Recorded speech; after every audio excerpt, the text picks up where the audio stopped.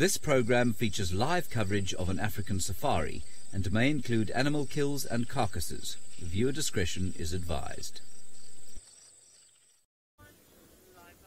Welcome to a windy Maasai Mara. They are two of the seldom seen but absolutely gorgeous little Oribi antelope. This is Safari Live.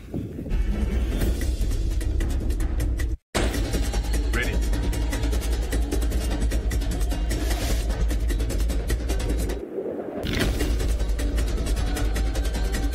Standing by.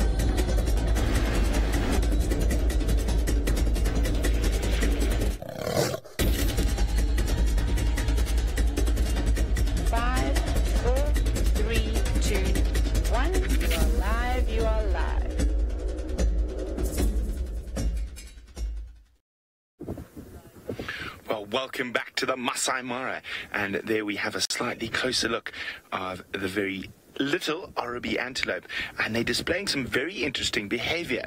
Now you'll watch, he's been putting his leg up, there we go, just like that. So he's trying to encourage his female friend to help him make a future generation of Maasai Mara Oribi, and she seems to be quite receptive. You can see the little tail flicks, so she is flirting back, so probably just coming into estrus. So there we go. Isn't that gorgeous? Now, not too many antelope display this type of behavior, and it is really seldom seen, so this is actually quite special to watch Oribi courting. Now, of course, there are quite a lot of Oribi in the Mara, but due to the long grass, we don't see them. Unfortunately, the wildebeest have come and given us a good lawn mowing, and now we're starting to see more and more Oribi and other wonderful little creatures. And my name is Brent Leo Smith. I have Batman on camera, and we're going to keep a similar plan to what we did yesterday. We're going to head way down to the south of the Mara Triangle and hopefully try and catch up with the Purungat sub-adults. Now, unfortunately, last night we lost them in a big rainstorm, and for those of you who are wondering what happened to that absolutely stunning female leopard, the Maja Chafu female, she decided she was done with us and went to Tanzania for a holiday. But hopefully she might come back. She was vocalizing she could be on a territorial sort of march, so she could be back in that area. I'm very keen to see if those sub-adults managed to catch something last night. There are a few thousand wildebeest around there, but they're quite spread out, so not that mass that we've been seeing. Taylor, on the other hand, is heading across the river to where the main body of the migration is, or at the moment that the migration that is in the Mara itself. Quite a few are outside in the conservancies towards the north and towards the east. At Treehouse Dam. And now I seem to be sort of stuck on repeat, because we're going to go across to Tristan, who's at Treehouse Dam again.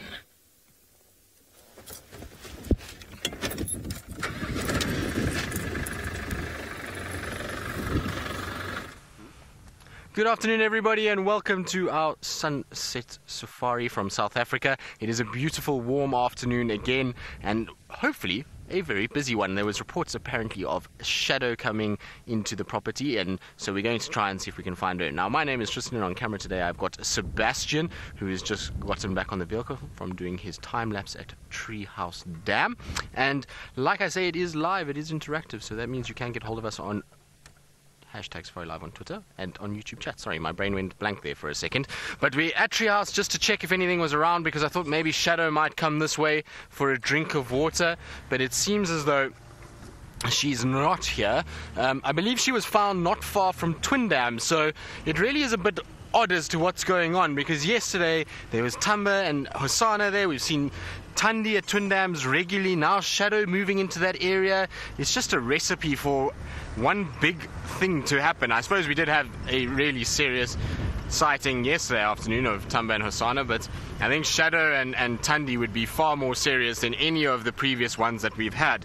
But I wonder what she's doing ended up in this general vicinity, and we know that Tamba was also seen close to Twin Dams this morning briefly, so I wonder if there's not going to be a little altercation at some point between the two sisters. Shadow is creeping deeper and deeper towards the east, and Tandy, we know, is pushing further and further to the west, and they're starting to overlap. In fact, we had a sighting the other day where Tandy and Shadow were not more than 200 meters apart. They didn't know it because of the dam wall, but they actually were really close to one another.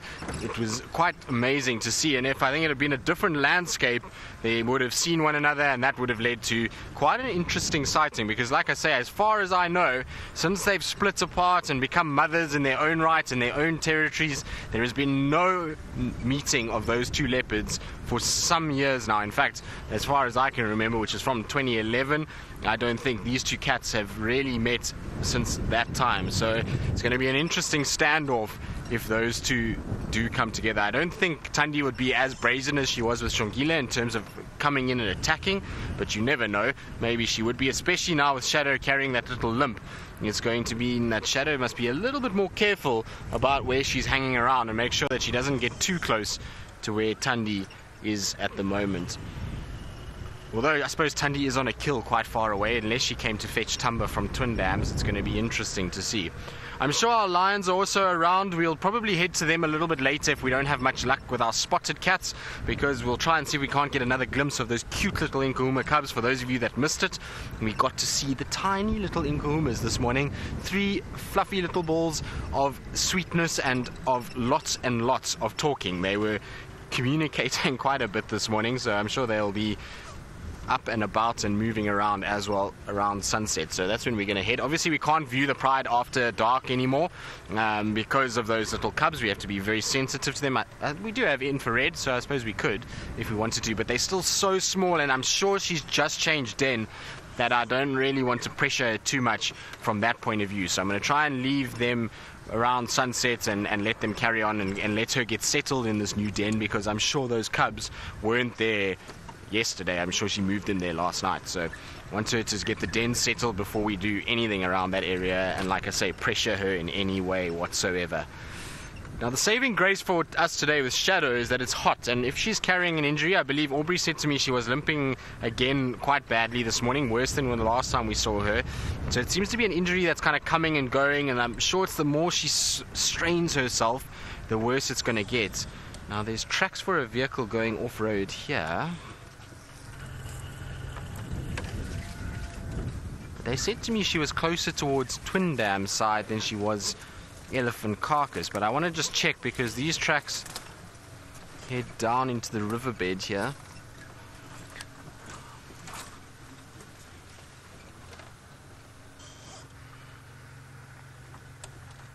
And you would think that should be easy enough to spot, but I don't see anything yet. And these are definitely not our tracks. I was just thinking about when we followed Hosanna the other day. I'm sure we went in this general vicinity, but we didn't cross over here, I don't think. Did we, Seb? No, we went around the other side. But there's definitely vehicle tracks in this area. I don't see a leopard anywhere here.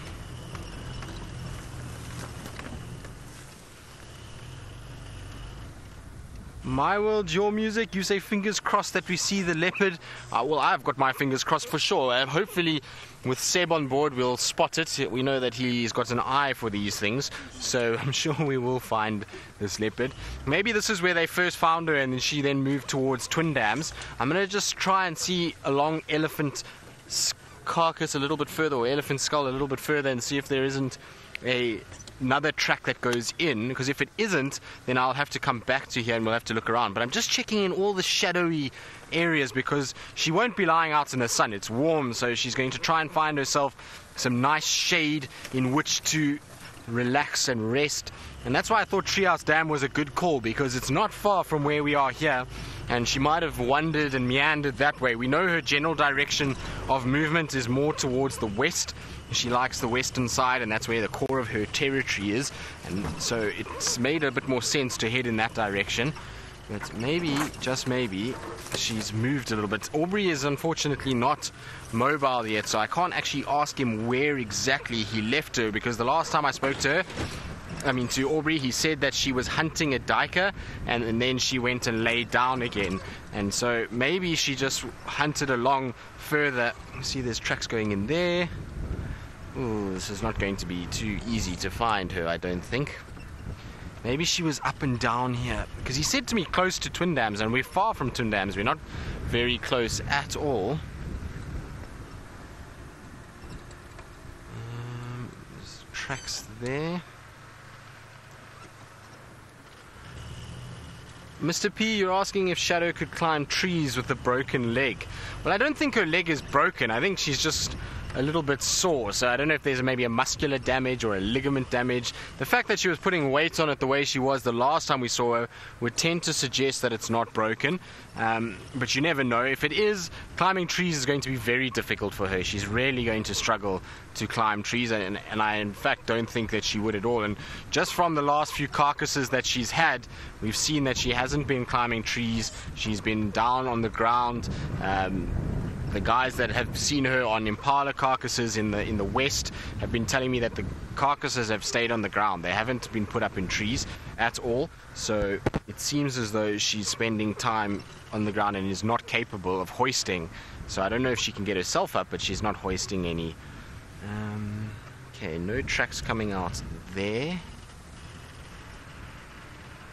Come on, Shadow, where are you?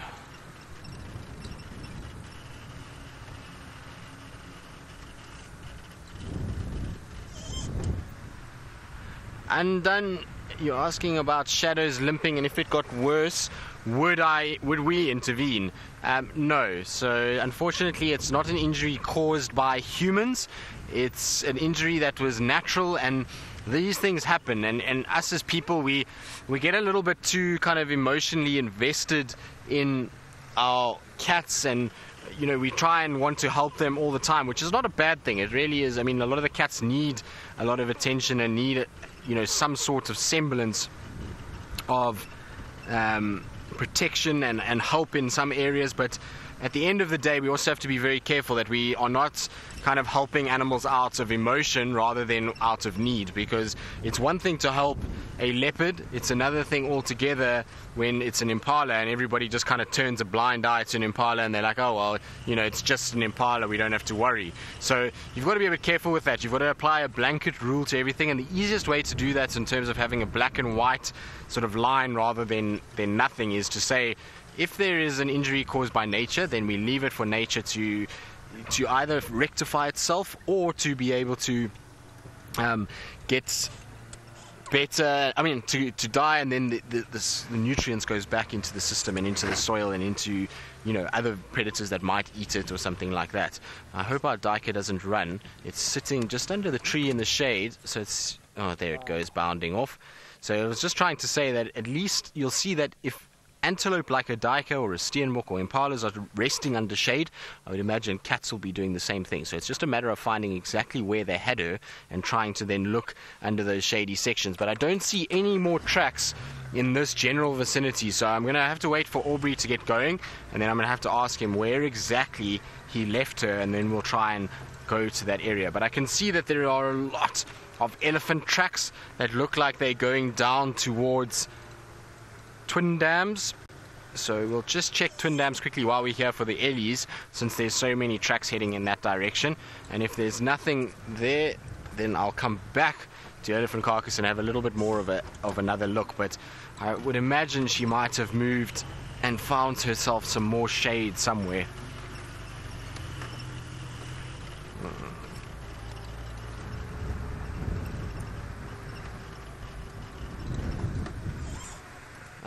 Mr. P, you're asking about would an injury put her cub in jeopardy. Now I can see some more tracks going in here, Seb. This is tracks that we didn't see last night because I was here last night with Tamba and Hosanna. It could definitely put her cub into danger. She could have a situation where her cub could very well be in danger with her not being able to defend herself as well as the cub effectively. Remember, the cub is still reliant on her, but the cub is getting to an age now where it might be able to sustain itself. So it might find a way to survive somehow and get itself food. We've seen with Hosana and Shongile that they figured it out. I mean, they are a little bit older, but they also figured it out, and they made a plan, and it's not unheard of leopard cubs at 10 months old surviving. It's not great chance, but there is a chance that it could happen. So, you know, we always kind of think of the positive side of things, and hopefully Shadow will be fine. But if she isn't, then I would imagine that that cub hopefully will have learnt enough from Shadow in its life already to be able to find a way to survive. These tracks are going pretty much straight to where we were. Careful there, Seb. Yeah. So I don't know if maybe she walked this way from Twin Dams. Maybe she went back to Twin Dams. I obviously haven't been to the dam yet, but there's lots of tracks in this general vicinity. Seems as though they turned around here.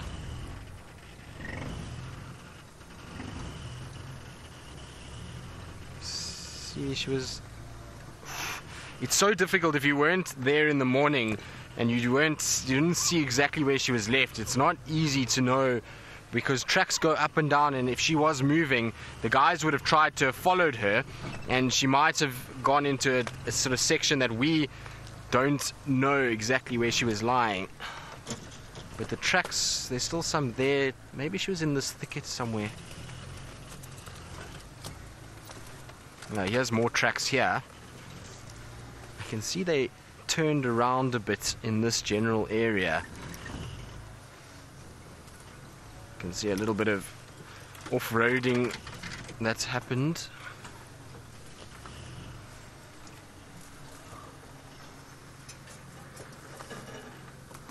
I don't see anything. Seb, do you see anything? Alright, well, we're going to try and work out where exactly this leopard was left, where exactly Aubrey's tracks are, and while we do that, let's go back to Brent in the Mara.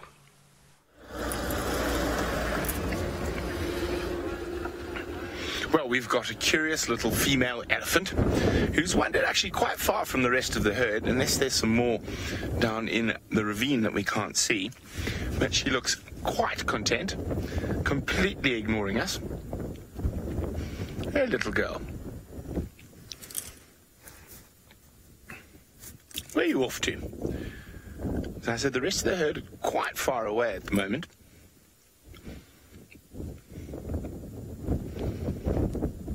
But I'm sure at the first squeak or trumpet of trouble, they'll come trumpeting in.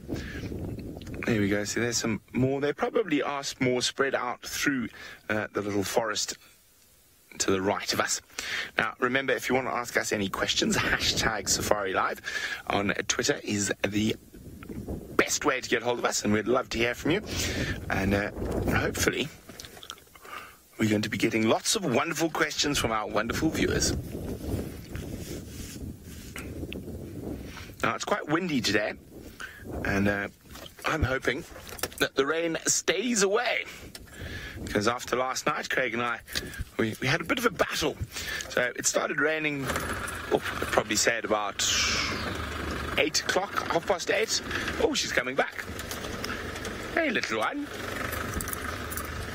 And it did not stop raining till about 11:45 in the evening. And we were all hunkered down. You are a very curious little madam. Hello.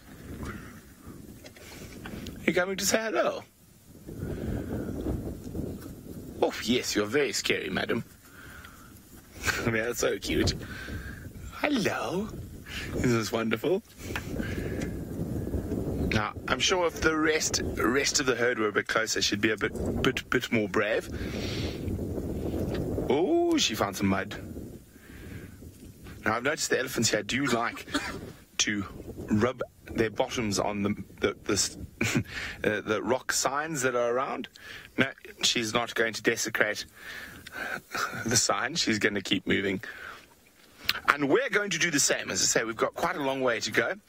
And if you have a look, sorry, Craig. If you have a look over the little baby elephant, you see a line of hills way in the distance there. Now we're going over and beyond those hills this afternoon. Okay, let's keep going.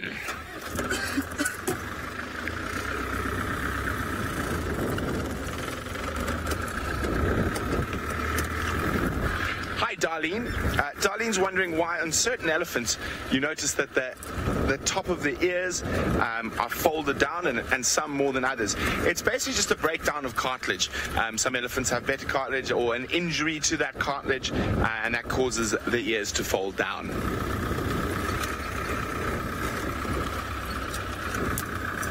And as they get older, those flaps become more and more prominent. So we're going to jet along the river. Jamie, there when she had that.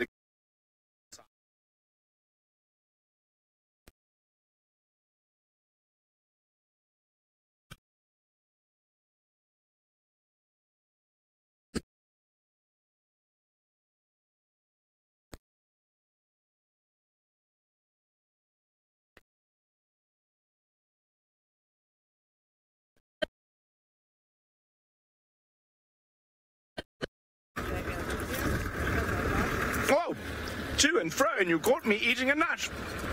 Having a little snack. Craig and I were enjoying a macadamia nut. We do apologize, but we are live from the middle of the African bush. So sometimes these things do happen. So I said, we're going to keep moving. And I've got fingers crossed that it's been quite a cool day today. We're not going to get wet. So generally we get those afternoon thunderstorms after a hot day, and there's been a build-up not going down the wrong way. A build-up of condensation, and that forms those lovely afternoon thundershowers. Now they're quite lovely until you're sitting in the middle of them and waiting for the lines to move, and then the lines disappear while you can't see them because all the sides are down.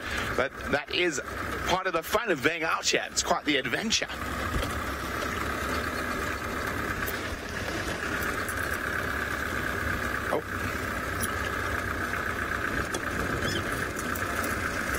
It seems like Tristan's on a tour of all the dams today, so let's go have a look.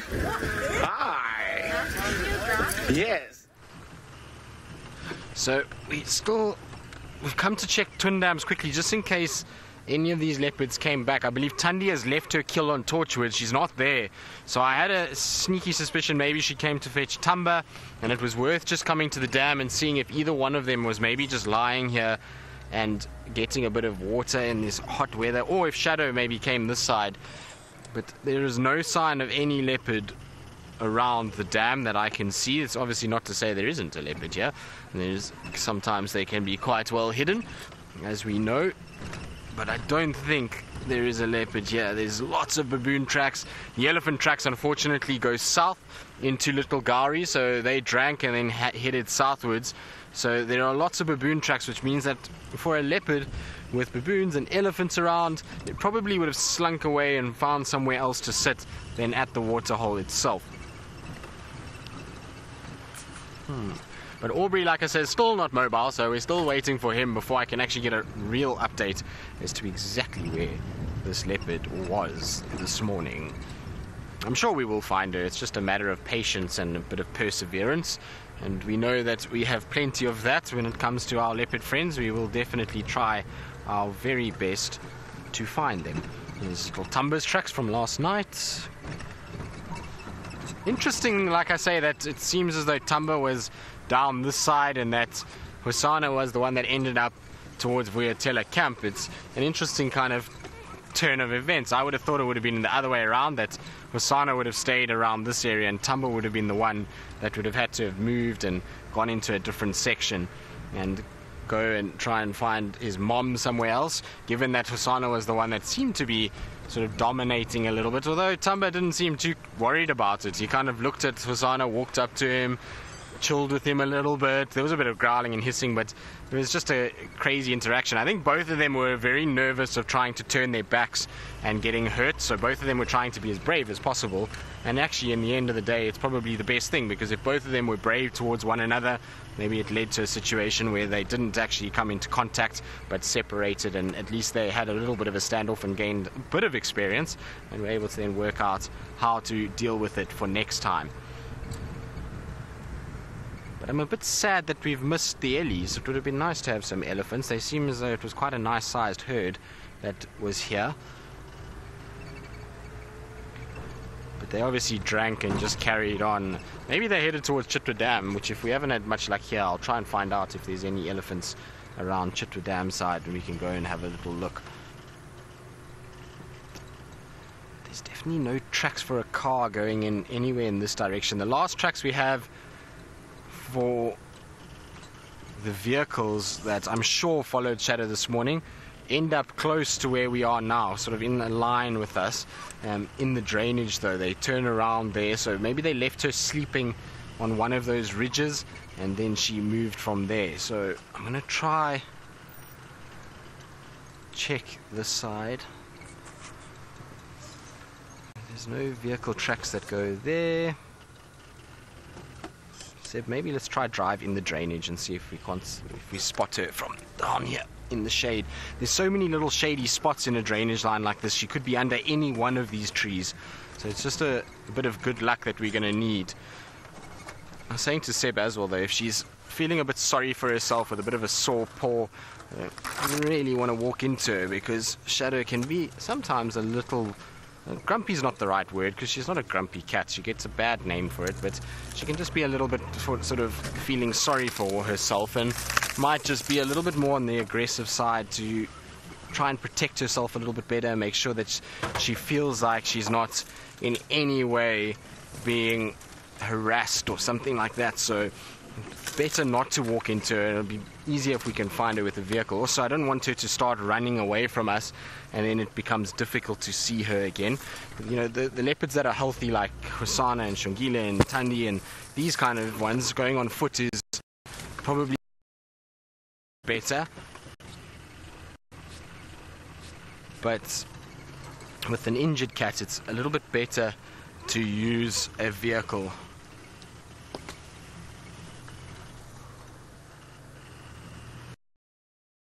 I can hear a little bit better and have a little look around. While I do that, let's go to Jamie, who would like to say good afternoon, and she has a very interesting bird with a fancy hairstyle.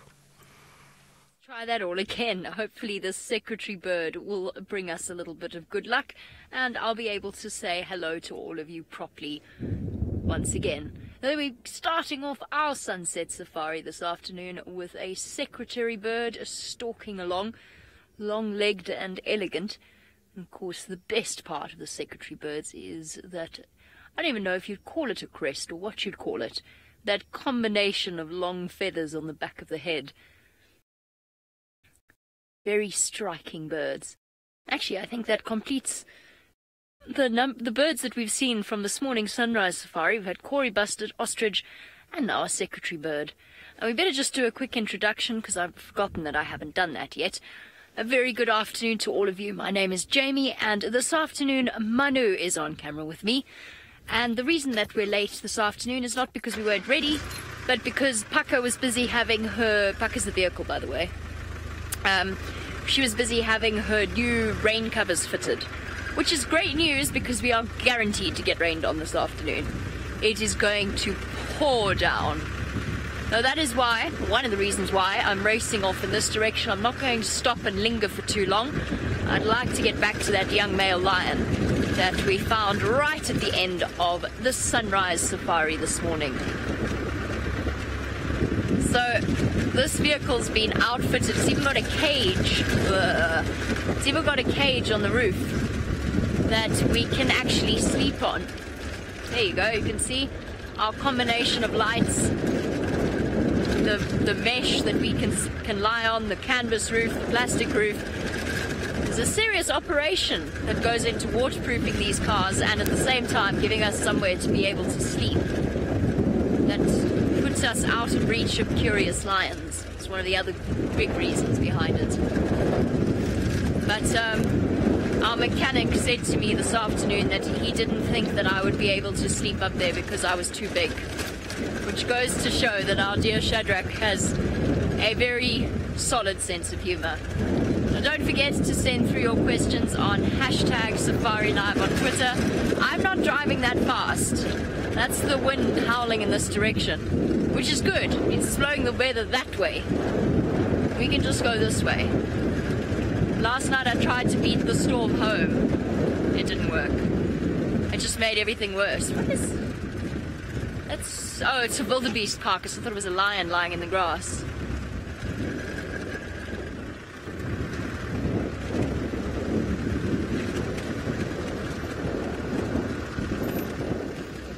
Hi, buddy. Hi, guys. All right, we're going to send you back over to Brent, who's also on a mission.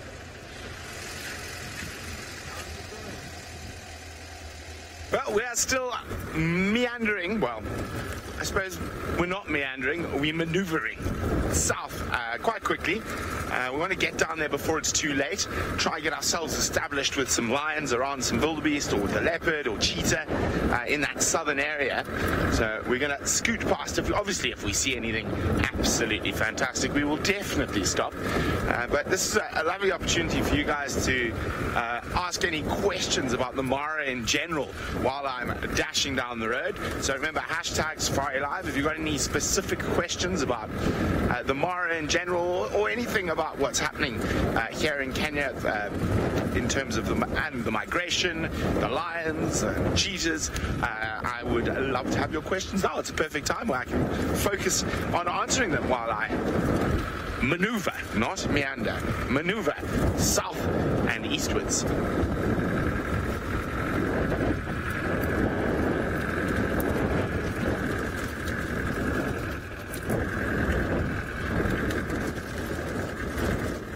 I got a question from Mr. P. I didn't quite hear it, so I'm just going to wait for Chantal to ask me again. Are there speed limits in the wild? Most definitely. So this road we are now actually connects two very different parts of Kenya, and it's quite a long way across. So people do use it as a transit route, and the speed limit is 50 kilometers an hour. And as you see, well, I never really even get close to that.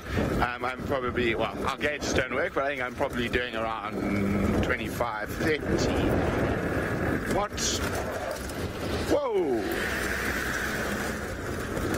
He was doing 50. And there was some waterbuck looking off to the distance there. I just want to make sure there was nothing they spotted that was a kitty cat. Waterbuck still looking this way. No, it's another water. What you got there? Lion. Ah, well spotted. Kenya, Scarionas and hyenas. It's hyenas. They spotted some hyenas, the waterbuck. So we'll have a quick look. Now, we are in the Clan lands at the moment, so North Clan, and the hyenas are having a spa day. So the North Clan den is actually, probably about 5 or 6 kilometers from here, but there are so many of them. They are often very, very spread out. Look at that. A spa day, mud bath.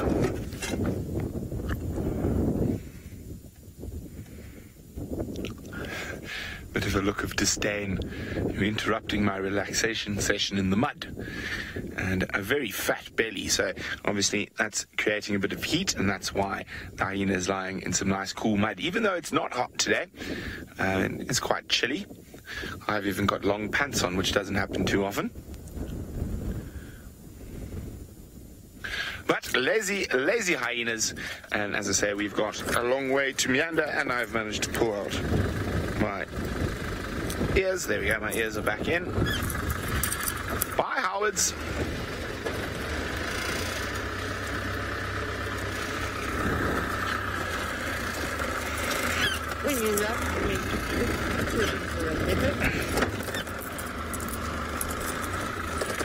Okay, So as I said, we've got some distance to cover. I'm sure we'll see you again shortly. Let's go see how Tristan's search for the Prince of Predators is going.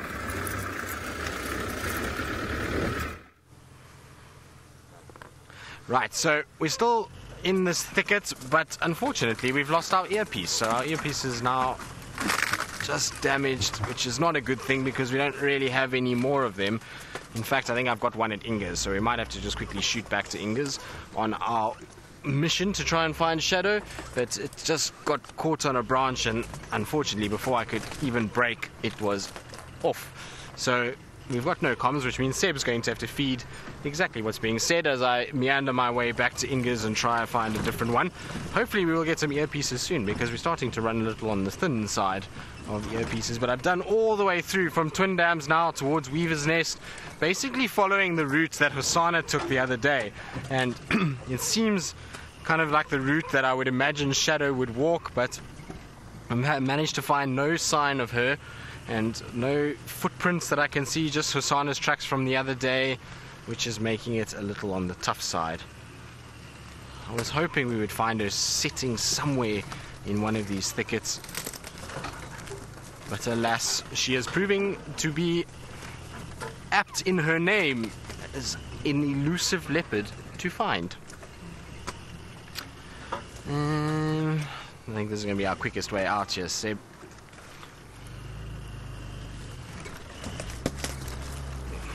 Branches being thrown at us. It's all happening this side of the world. There we go. Sanctity and roads is going to help us for sure. I wonder if there's going to be tracks for a female leopard here. I might as well just quickly have a little look and check while we're here. And just check that she didn't go towards Treehouse Dam. Treehouse Dam, sorry, not Twin Dams. No, she didn't head that way. There's a kudu running off. It looks... Let's see. Kudu looks a little bit on the kind of nervy side. I suppose I have just come crashing through the thicket. So that's unfortunately going to be a bit of a reason why they'll be slightly more nervous. You can see her going back to feeding now, so we don't have to worry too much at all.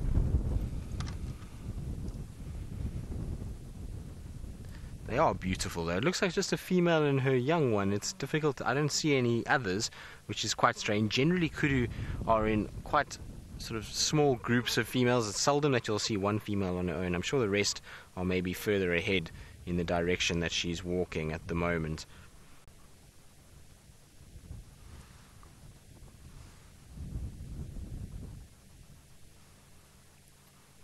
See, they just stop and listening. It's also quite windy today, so with wind you're going to find a situation that the kudus are going to have a bit of a problem, because their hearing is going to be massively disturbed. When you've got big satellite-like ears, when it's windy, it's a bit tough to hear what's going on. It makes life a lot harder, and it really is not easy at all when it comes to trying to kind of work out where predators are around you. There's rustling of the grass and the trees, and you'll often find then that they try and head down into drainage lines. It was far less windy where we've just come from, out in the drainage section, so I would imagine... so I can link to Jamie now while I try fix my earpiece. I'm going to race home quickly, so we'll go back to Jamie and see how she's doing on that side of the world. And it's one of my favorite antelope. So to not see them every day after spending so much time in the Lowveld, it actually feels kind of sad. I miss kudu, I miss Nyala, I miss seeing leopards properly. It's been quite a while since I've seen a leopard. I know Brent had a nice sighting yesterday afternoon. Sorry.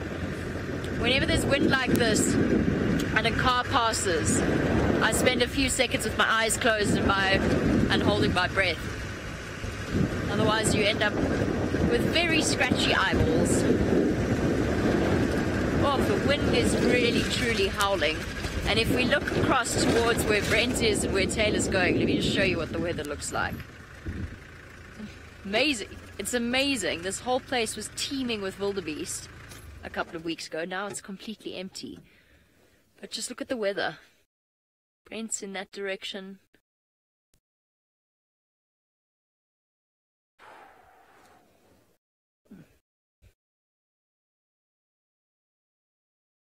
That side's really bad.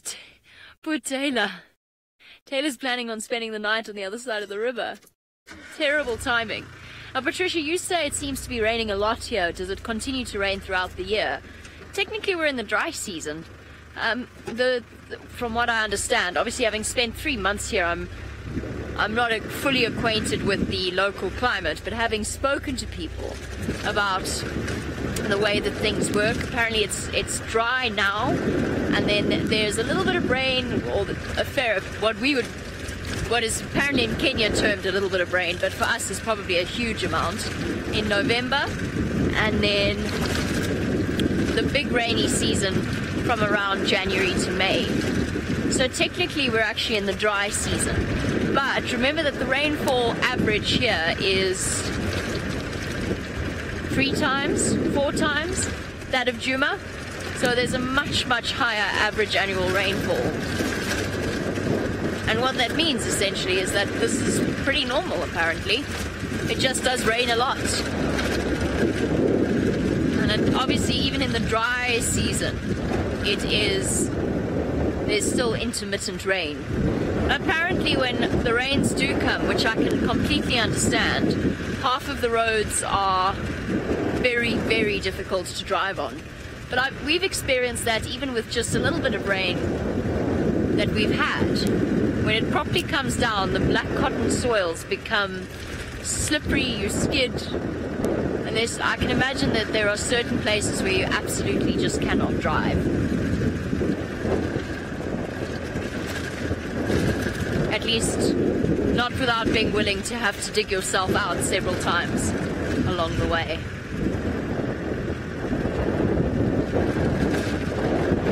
It's cold though, it's very cold today. The wind has a serious bite to it.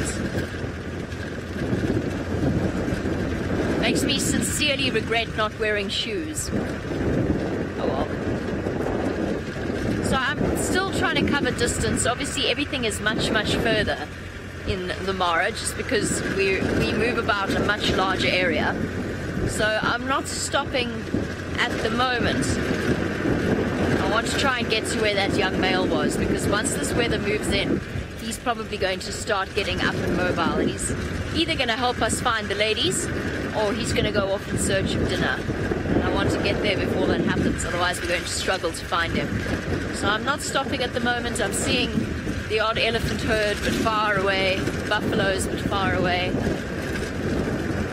So you'll just have to keep along on this rather windy journey.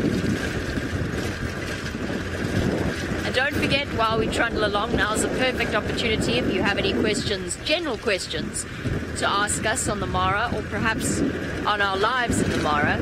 You can send that through on #SafariLive on Twitter. We've got an open opportunity here while we cover some distance. Yeah, I think I'm going to stay on this side of the reserve. I can see blue sky over there. Ah, Sharon, you wanted to know about the mountain range to my right. Whoa, you crashed the car. That is the Olololo Escarpment. And now, why can't I remember its full name? The Olololo Escarpment, there's more to the name and I can't remember what it means. I read it the other day. I think I even mentioned it on Drive. So we live up on the top of that escarpment, not exactly where we're looking at the moment because we're quite far, so our camp is behind me, but we live on the top of that escarpment, looking down across the plains. I am going to try and remember exactly what the full name of the escarpment, because it's going to drive me dippy. While I do that, let's send you back over to Brent, who's also on a mission this afternoon.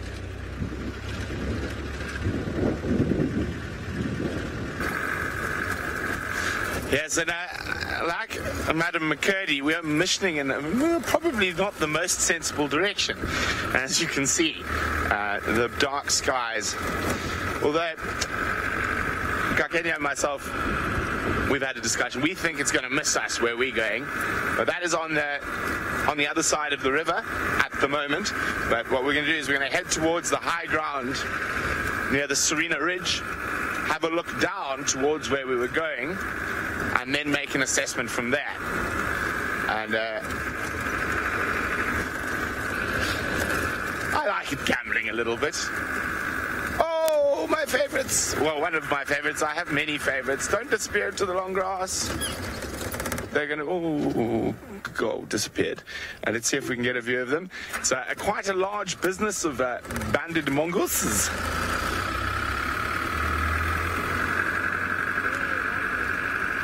There they are.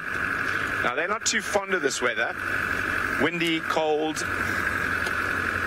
Oh, and I'm pretty sure they're heading for home at the moment.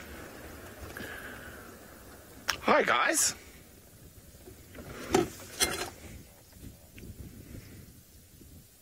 Stop checking us out. And there we carry on.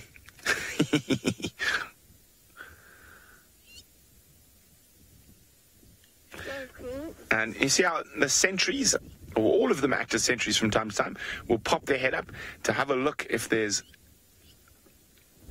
any possible threats around. Now, there are quite a lot of termite mounds in that area where they're heading, and I'm pretty sure one of them is a burrow. But look. Those got slightly sidetracked by two to the left, by the lapwings. They just wanted to go check to make sure the lapwings didn't have a nest. One of the mongoose's most favorite foods, or the banded mongoose in particular, is the nests of ground. There we go. Oh, attack! The eggs of ground nesting birds. Oh dear, that thunder is sounding quite ominous.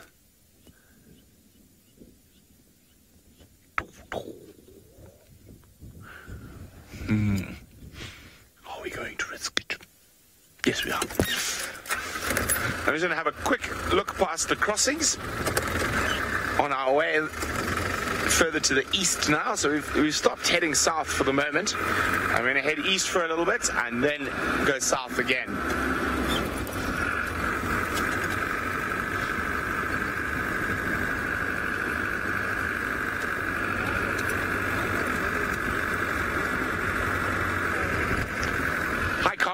Corin is wondering, are living tents waterproof?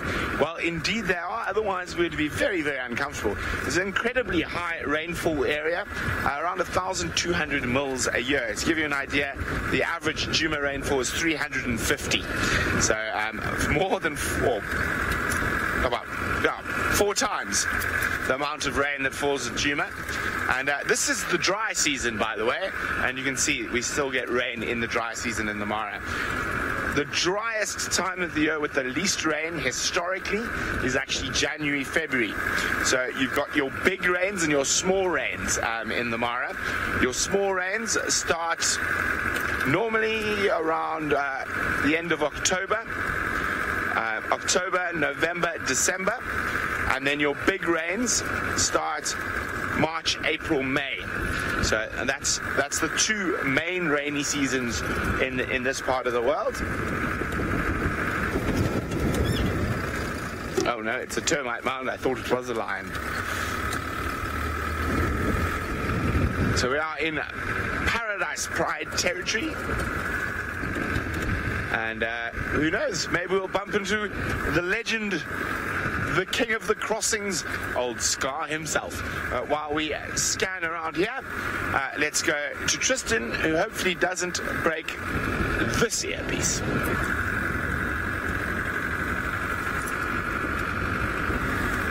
I have, Brent. I've broken another one. This is what happens when we go off-road, and unfortunately, what can I do? It's the price we pay for looking for leopards. I'll happily go and buy another 20 earpieces if it means that I find leopards. So we're back up and running, and I'm heading back to where Shadow was, because I've now spoken to Aubrey, and he can tell me, well, he told me exactly where it was, and it sounds like on a sharp bend there's a weeping boer bean on the southern bank, and she was just maybe 50 meters east of that. So that's where we're going, and I was just trying to tighten my light that's on the side here because it's rattling. Not that Wendy doesn't rattle as it is, and she's got a bit of a squeaky bonnet, but well, I just thought I would tighten the light, which I've done an absolutely horrible sort of effort, because as you can see, look at how it wobbles. It's not exactly very still at all. So it's a wobbly light, and I'll try and fix it a little bit later. But I'm surprised that we didn't go. We must have driven right past Shadow. If she's still there, that's the thing, is she might have moved. She might have gone somewhere else. But if we did, if she's not moved, then we've driven right past her. She was apparently not far from where we were. It's just now a matter of kind of working out exactly where. So I need to find the Boerbean, and then I need to go 50 meters east of the Boerbean on the southern bank. It's pretty much where we've been driving around. Maybe we just missed her, Seb. It's possible. Black-headed oriole, I think. Is it a black-headed oriole? Let's stop there. It is a. Looks like a. It could be. Actually, it's a time where we get the golden orioles back, but it is a black-headed oriole. You can see the bright yellow feathers and the black head with the red beak. Very typical of this bird, and it is one of the most beautiful birds that we have out here, with a magical call. It's this liquid, bubbly, exotic call that they have. I really love hearing the black-headed orioles. It reminds me of my childhood when I used to spend time with my grandparents when they used to call in the garden. So it's one of those birds that whenever I hear it, I think of fond memories, and they are absolutely beautiful. They're a difficult bird to get on camera because they generally... It's very hard with Bahrain. We didn't get it for the list. Really? You didn't get it for the list? No. And there's lots of them here, so that just shows you that they're quite tough. I saw them, but put them on camera would... Ah, there we go. So Seb says they battled him in Byron because they saw them a lot, but getting them on camera is not easy. They're a little bit shy and secretive, and they like to fly a bit of a distance and then land. So to see this one on camera is very fortunate. Well done, Seb. That was a good spot. So Seb spotted that as we came around the corner. It kind of burst out and flew off to that tree. But like I say, beautiful bird. It really is. The female, not quite as pretty. She doesn't have that black head, and she's not quite as vibrant in those yellow colors as what the male is. So it's...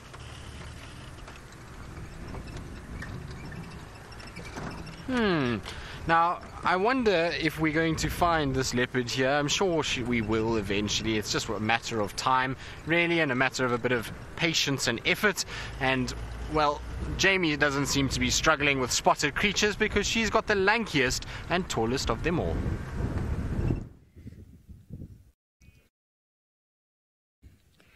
I know I said I was going to pass a few things by on my way to the line, but I simply couldn't pass by a pair of baby giraffe that were just standing so beautifully out in the open. One's moved off to the right. That's the smallest one. And I can't help but wonder if it's the tiny little giraffe I saw a couple of weeks ago. Look how cute it is, with its fluffy ossicones. Give a little nibble. No, I think it might be a little bit too old to be the one that we saw. We saw one that was really, really tiny a few weeks ago with the ossicones or the horns on the top of its head. Oh, panic! Panic and pandemonium! Why are you running? You don't even know why you're running.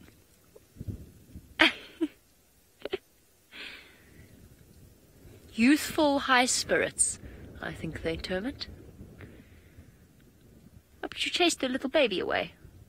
That wasn't very nice. It's very common to see young giraffe together, and often you'll find that the mothers are scattered quite far away from them. And that, of course, led to this belief that giraffe had twins frequently. And whilst giraffe do have twins, it doesn't happen all that regularly. So it was a misconception that all the times that two babies were seen together, they were twins. But the mothers often leave them or go quite far away from their youngsters. One of the reasons why is so that they don't draw too much attention to them. So there's actually lots of giraffe here, all bending over, none of them standing tall. I can even see a few. There's one at the back as well. All in exactly the same position, nibbling off the bushes on the ground.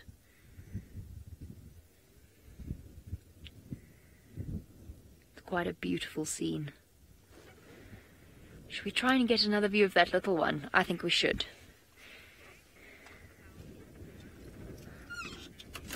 Snazzy, you say the baby looks about 4 months old. The older one, yes, I completely agree. The younger one, I don't think it's that old. I could be mistaken. but I have seen a 3-month-old giraffe up close many, many years ago, and it was definitely our shame. You're still galloping around, little thing. Wait, come back here. We want to try and figure out how old you are. I mean, the fact that it's nibbling on the leaves... can we have a look? Sorry, Money. There it is on the right. There's the little one on the left and the slightly older one on the right. The fact that it was nibbling on leaves, well, it might be that it is 4 months old, but I think that was more a curious nibble more than anything else. Look, I personally would have put it at 3, but it's hard to tell, especially now that it's so far away. It is very, very far away from us now. But I'm happy to go with 4. Perhaps you noticed something that I missed. Now it's far away, it's difficult to tell.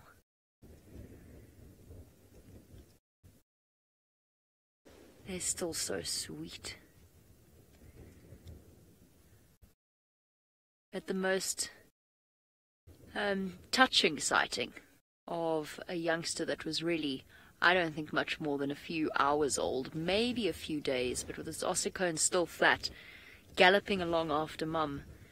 A truly impressive display of precocial animals.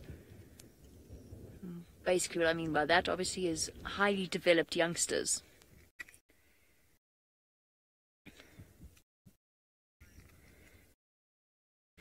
Reti, cheetah, no. Cheetah are not large or strong enough to hunt a giraffe. Lions, and here it comes again, coming to cause chaos. I don't think it's frightened. I think it's just having fun. I think it's playing. Reti, lions and leopards, yes. Lions more commonly than the leopards. Leopards, it's very unusual, but they can kill giraffe calves. Lions can kill adult giraffe by working together as a group, often with a male or 2 to help them along, because they need that extra strength. And you'll find that in certain parts of the world, like in Kruger, the lions have learned to chase the giraffe onto the tarred roads, where they can't keep their footing and they slip. I wouldn't be surprised if hyena hunt giraffe as well in that way, if they chase them up against the rocks or the escarpment and cause them to fall. Hyena are probably the best problem solvers of any of the animals out here, so I would say it's a safe assumption that they've worked out how to do that. But cheetah, not quite. Cheetah are quite delicate in their own way. They're not solid enough to take on something this large. I don't know if any of you have seen, I've never seen this in real life, but I don't know if any of you have seen the pictures of the giraffe calf that had been hoisted into a tree. That is astounding. The fact that a leopard could pull a giraffe calf, it was a bit smaller than that one, but still, pull a giraffe calf up into a tree against gravity, using its teeth and its claws. That is mind-boggling. Off we go again. Little canters in different directions. I think it's having fun.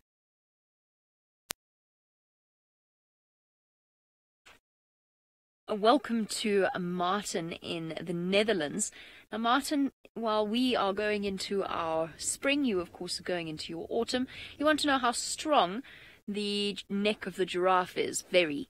However, what's interesting about this is one of my favorite facts about giraffe. What's interesting about them is that head upright position is the natural relaxed position of a giraffe. So they have a very long tendon that runs along the back of the neck, and that essentially holds the head upwards. And they have to contract the muscles of the neck to lower their heads like this, and then relax them in order to bring the head back up again. So it's kind of that sort of reverse, in a way, counterintuitive, like bats' feet, where they actually have to, their relaxed position is clenched and they have to contract their muscles to open their feet. It's a similar sort of idea. Look, you can actually see her muscles contracting there to bring her head down. And that is, she's got a very white head. Just a random point, just noticed. Very pale head. So that the neck is exceptionally strong. The neck of the males is unbelievably strong, and that, of course, is because they use them to fight each other. So what they'll do is they'll swing their heads round and whack each other on the side or on the legs or on the shoulders, and they can actually do really serious damage to each other. You can imagine, though, on the end of a 2-meter long neck, or even longer in some cases, on the end of a 6-foot-long neck, with a skull, just a skull, not counting all of the muscles and everything like that, that probably weighs easily, I would say, over 25 pounds. That momentum, plus the strength of the muscles to swing it around.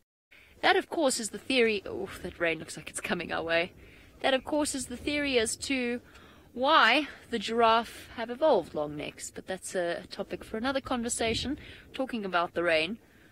I think Brent is somewhere over there. He's in more trouble than we are.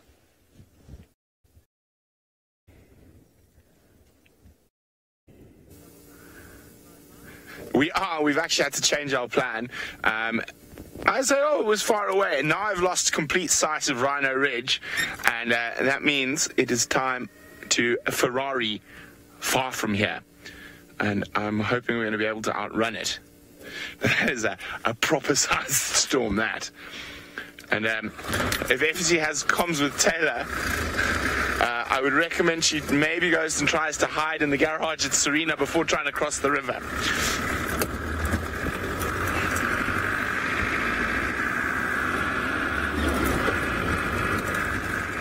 Okay, so we are Ferraring, safaring towards the light! Towards the light! And as you can see, it's got quite a lot colder. I've added a shuka. What my plan is to hopefully be able to get as far south as possible, avoiding the eastern areas, and then maybe move into that area later on tonight if the storm is past. Last night we had rain for about 6 hours. I thought it was going to blow further to the north, but it did not.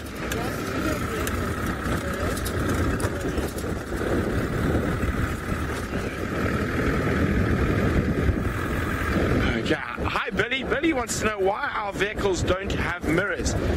Billy, because when we use lights and spotlights and infrared, they reflect black and actually blind us.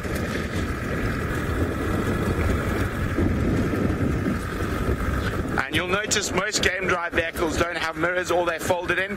But also, I can't have a mirror here because there's a little contraption here that I mount a thermal camera on so I can see stuff at night. But also the fact that infrared shines back in the mirror and the camera you can't see anything out of the camera. And as well as when we use the spotlights, the mirror reflects back and blinds us.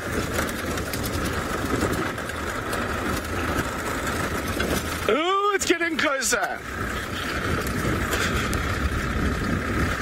There's the Mara River. We're scooting past at speed.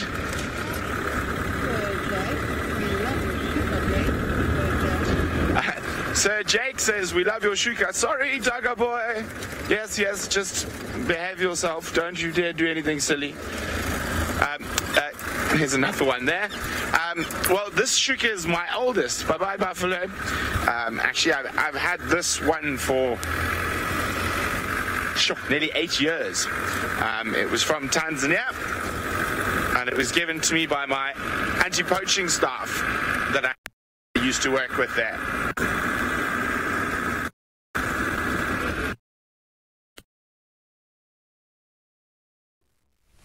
Now, you can see that we have managed to find what we were looking for. So I did a short little walk and followed some tracks, and, well, there we go. There's a shadow lying in amongst the thickest bush possible. How we got in here, I'm not quite sure.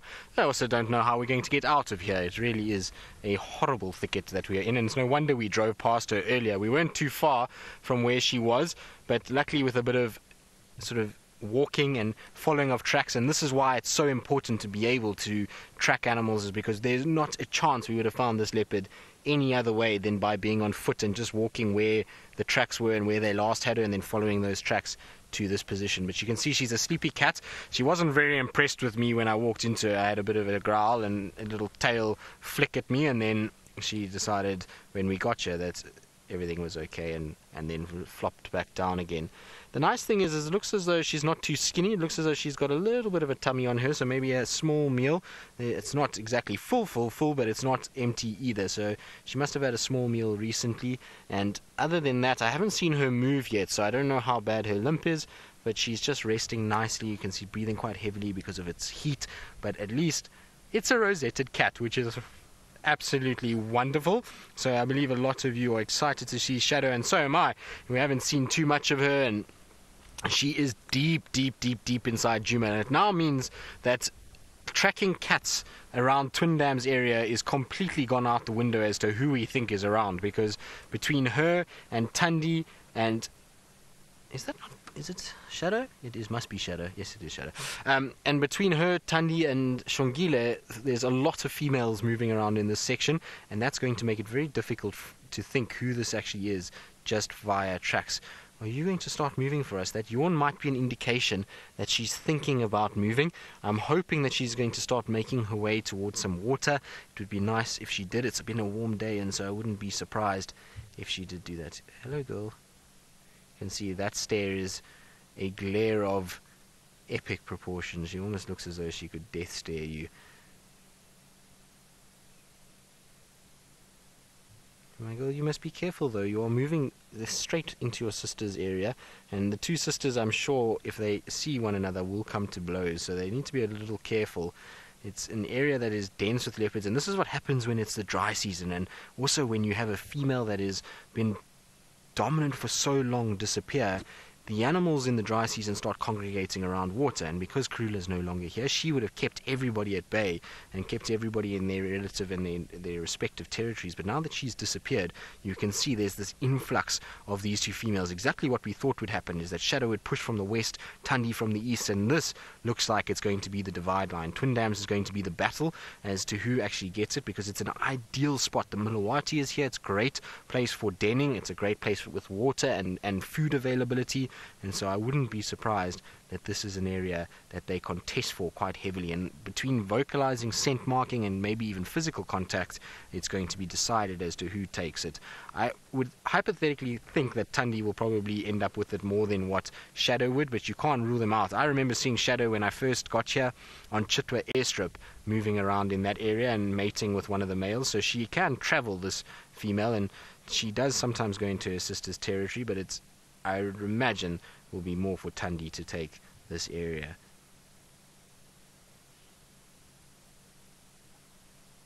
But isn't she beautiful? She's also got that same kind of face as Tandy. They are very similar looking. It's actually quite difficult to tell the two apart. I often battle with the two of them, and it used to be easy when they had territories, but they are very similar. Okay, well now she's up. Let's see. Oh, is your paw sore? Okay, I know it's not my fault that your paw is sore. You can see she's not putting weight on it at all.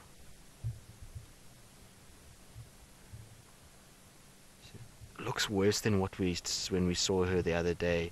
It doesn't look... Okay, girl. Okay. Everything's fine. Just sit there. Okay. You can see she's grumpy. Her foot is sore. Her cub is not here at the moment. For those of you that are wondering, I don't see the cub. I mean, the cub might be here, but I don't see any tracks for the cub.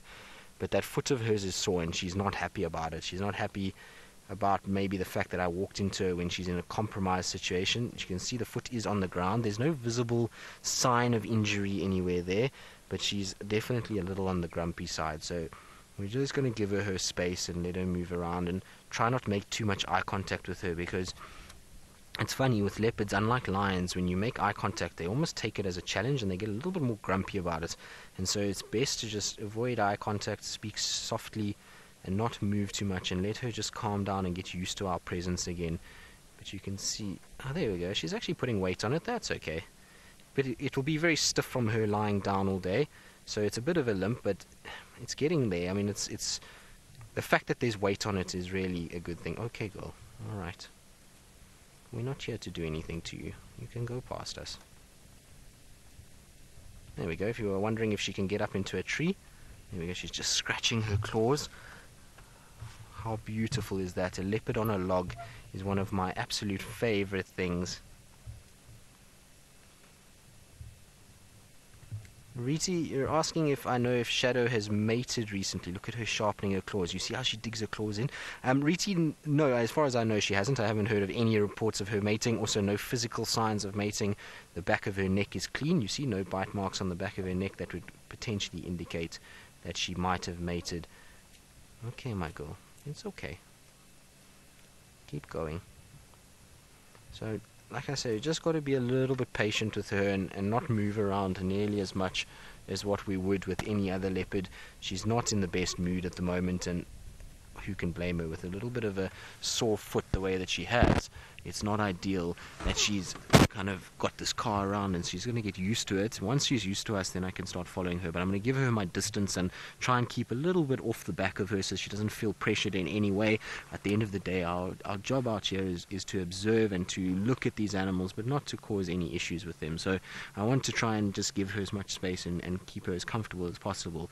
But it definitely, to me, that walking, while it looks quite bad at the moment, it really is a lot better than the first time we saw her. When Seb and I saw her the first time, she couldn't even do what she's doing now. That paw was up in the air. She was really battling, and this looks so much better and so much more encouraging. She's putting weight on it, and she's stiff. She's also, don't forget, she's been sleeping the whole day, so it's sore. So at the end of the day, once this starts to move, then it's going to be okay. Alright, she's gotten quite far, because the reason why I was also waiting is where I am now, I'm going to make a lot of noise to get out of here.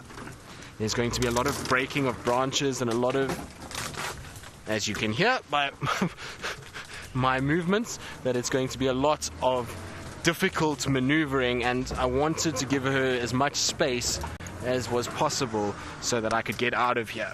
Now, it's a bit of a steep drainage section. Alright, Seb, hopefully we're going to get out. I'm sure Wendy will have enough power. It's actually in situations like this where Rusty would be the better car. Rusty seems to have just that little bit more grunt to get out of tight situations. So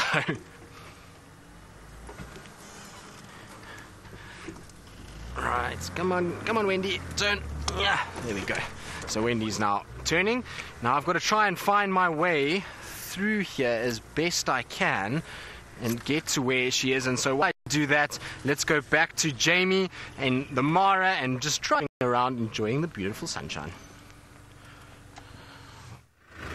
Alright, well, where I really want to be is over there.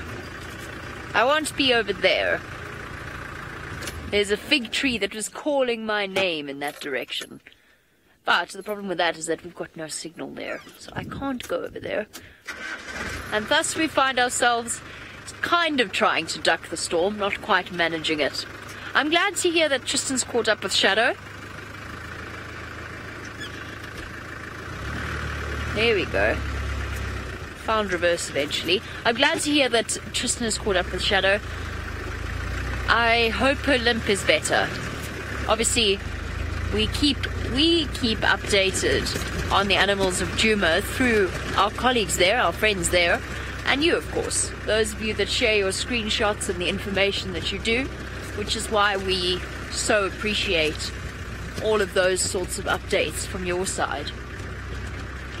I hope her limp is a little bit better. Oh, bump. Getting closer, slowly but surely. It took us about an hour and a bit to get home this morning, so it was a long journey to get here. There's something sprinting in the grass, but I think it is a warthog.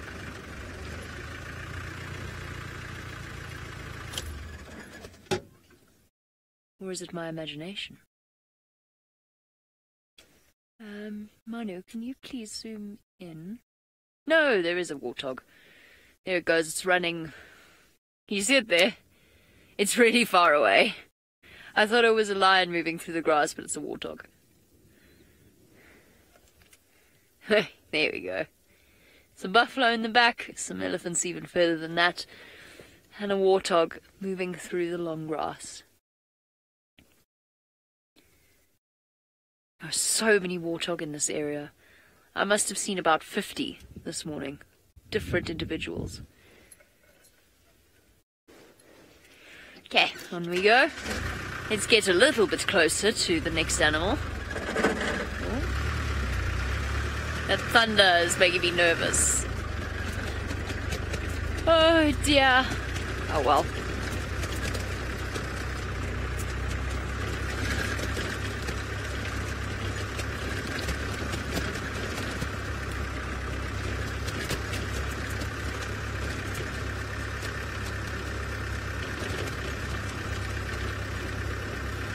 Yes, actually, there's lots of birds that migrate through the Mara to Djuma that we're going to see first. One is the Wahlbergs. They'll come flying through here, and then where are we now? We're in September, so not too long till the Wahlbergs make an appearance. We'll be keeping an eye out for them. The bee-eaters, the European bee-eaters, the European rollers, a lot of them will pass through here on their way through. So will the steppe eagles. The steppe eagles will also come through here. I'm sorry, there was an invisible hole. You're still on the back, Madu. You're still there. And then we see woodland kingfishers here all the time. So we don't see them so much up in this end, but if you go down towards the southern part of the reserve and then you go across the Mara River to where Sala's camp is, we see and hear woodlands there often. And there's quite a number of bird species. A lot of them will move through this path because it's quite a nutrient-rich path to take through to South Africa and ultimately to Djuma. So yes, there's quite a few of them. We'll keep an eye out. I think we're still a little bit early, but we'll keep an eye out for some of them in the not too distant future. When did the first woodlands get to Djuma? I can't even remember now. Was it in October? No, was it in November? I can't remember. Let's go back to Tristan, who might have a slightly clearer memory and definitely has a nice clear view of a leopard.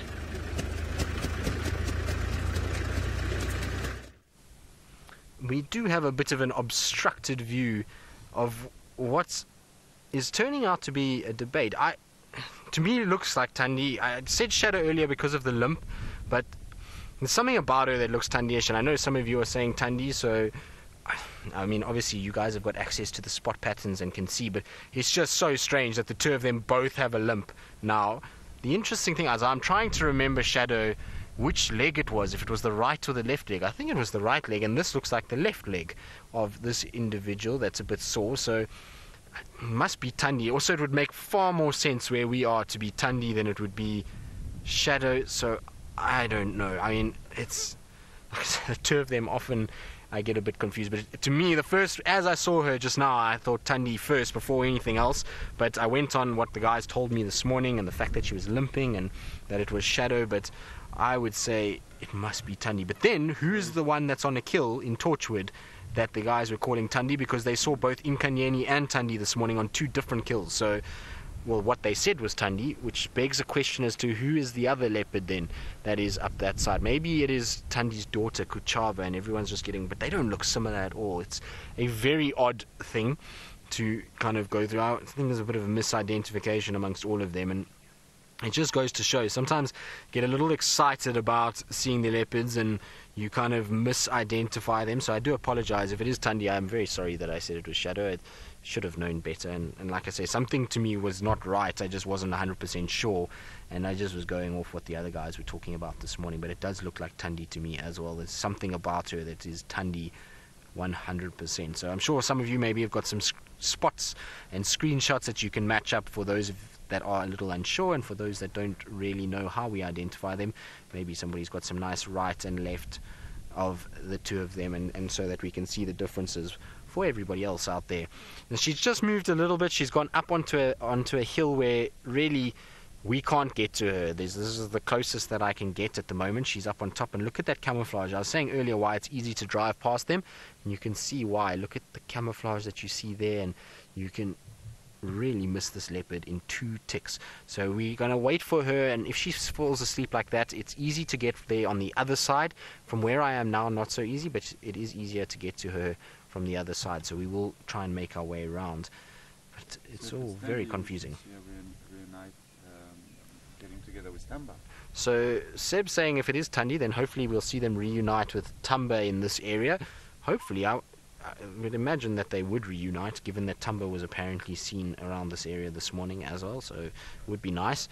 She's got no physical sign of an injury, so it seems as though it's something much like Shadow. Same thing, it's just a small limp that they've got. The other female that we saw with the limp is definitely Shadow, so it's just so strange that both females have ended up with a front leg injury in the last month or so. It's an odd thing altogether. Now, Angie, you're wondering how she could have got the injury? Number of ways. She could have been chasing an animal, put her foot in a ditch by mistake that she didn't see. She could have overextended it when hunting. She could have caught something big and fallen on it. She could have, there's many possibilities. Slipped out of a tree and just sprained it slightly. There's a lot of things that can go wrong in a leopard's life. It doesn't look like a physical battle with another leopard, so for those of you thinking maybe she came to the aid of Tumba last night with Hosanna, it doesn't look like that. So if you see a leopard once it's fought and it has an injury where it's got hurt by another leopard, there'll generally be some sort of puncture wound.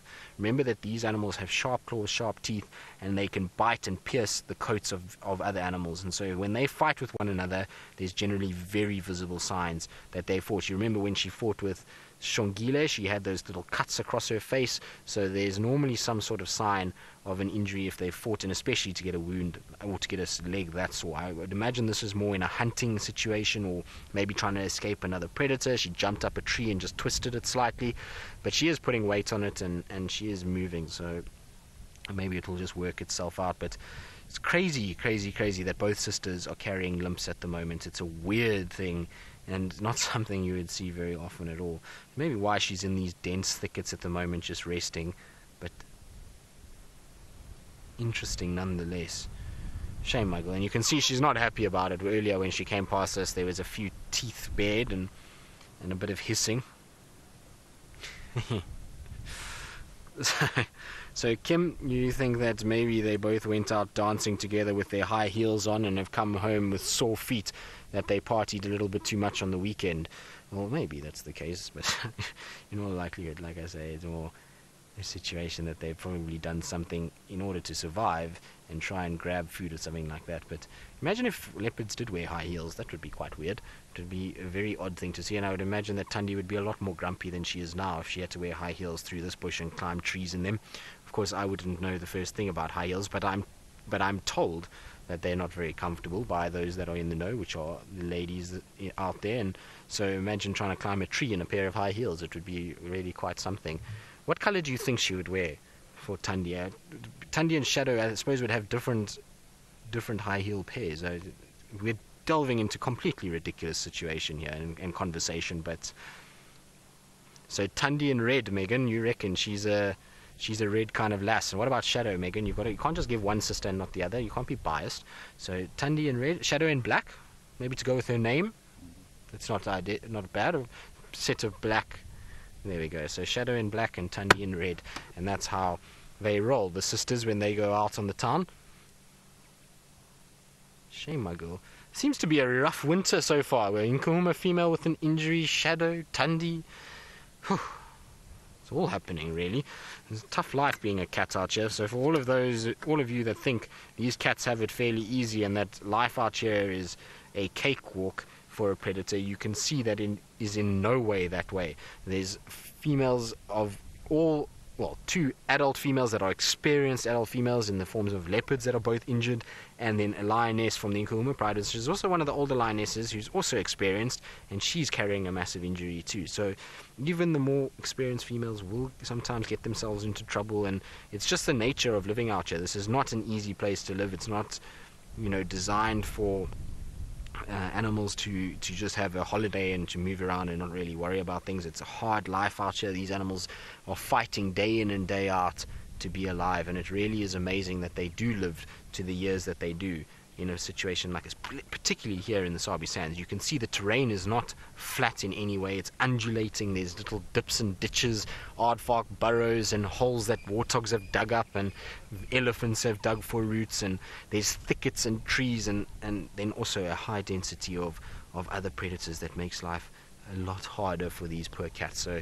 it's not an easy way existence, and definitely not something that these leopards or lions have to take for granted. They've got to work every day to survive.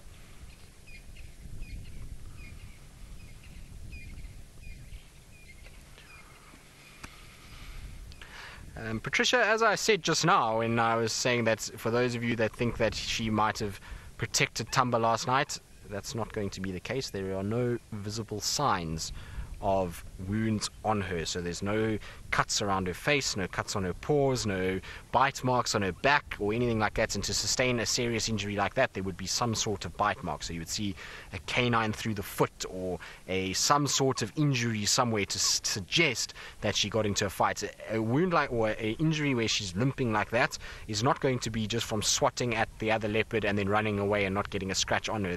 For her to get into that closer contact to be able to hurt her own paw would have meant that the other leopard would have been right on her, and there definitely would have been some sign. Like I say, when you saw with Shongile, that Shongile ended up with a claw injury, she had a little bite on her tail, and Tandy had scratches across her face. So both would have come out with something for her to have an injury like that, and we've noticed no other cuts on her. I didn't see any when she came past us.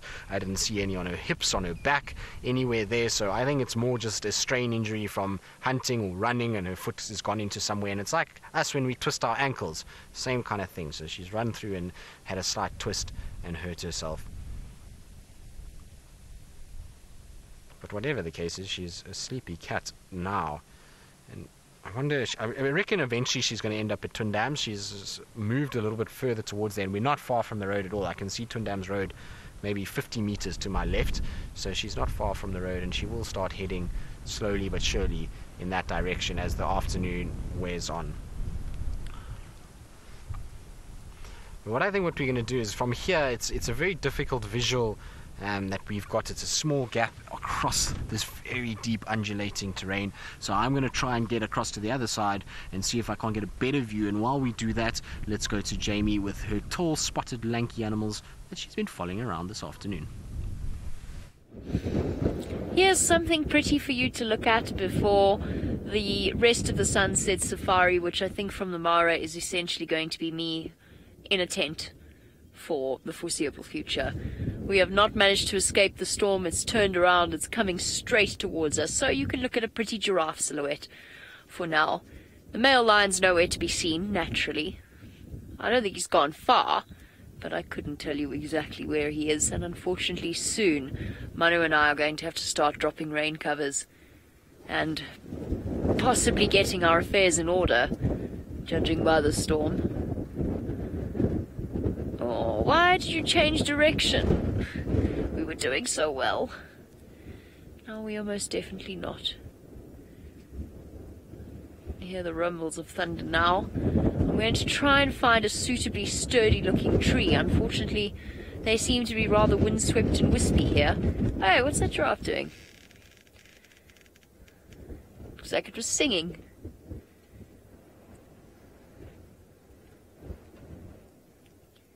Lovely.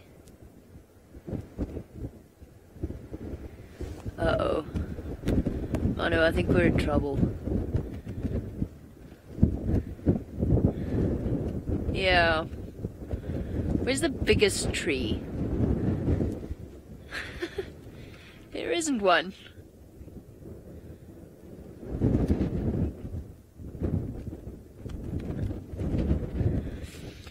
Time for sleeping. Very rarely have giraffes been recorded to kill people, and the reason that I say that is they are actually quite sweet, docile animals. Potentially habituated ones would be the most, or the ones that are potentially the most dangerous ones, just because, especially if they associate human beings with food, or if they get a fright, they can kick outwards, sideways, and forwards in every direction, and backwards, essentially in every direction, and they've got very, very powerful kicks. I also know somebody who took, not particularly well, but I did happen to see the after effects that his car had to suffer through. He decided he could squeeze past a giraffe that was standing next to the road, and it kicked, and it buckled the entire front of his windscreen in. And I think if that kick had been aimed slightly differently, it could potentially have killed a passenger, or potentially him even. So it does happen, it's unusual. You'll find a few YouTube videos of safari guides being chased by giraffe. There's always a unifying sense of confusion in their voices in those sorts of video clips, just because they clearly have no idea what to do with themselves. The fact that they are being chased by a giraffe confuses them. I got charged once by a giraffe, but I was on a bicycle, and I don't think it was so much charged as it ran at me. Oh, and of course the time I got attacked by the baby giraffe, but that doesn't count. That was hand raised. Okay, now we really seriously need to make a plan, I think. We're not getting away with this. I'm just wondering if we shouldn't go somewhere. There's nowhere to go. There's nowhere to go. We're just gonna have to bunker down. See, those trees are on the top of the crest. I don't really want to be on the top of the crest. At least if we go down into the valley, we'll have some minimal shelter.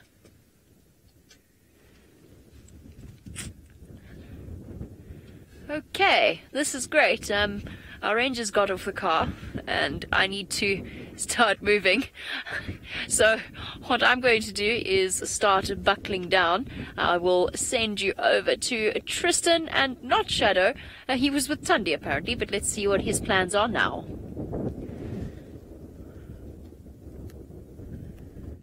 Well, I'm just trying to get across to the other side now where I left Tandy. Just looking here now, it's going to be quite a difficult one to find her again, but we're going to less, and hopefully in time with her that we'll get her joining up with Tumba in this area. So that's the idea at least, but she's in a horrible place at the moment, so let's see if it's any better from this side. I think somehow we might struggle a little bit even from here. We might have a little bit of a tough time to find her, but you never know, maybe we get lucky. Just checking, where's the tree? There it is there, so she must be somewhere on my right hand side now.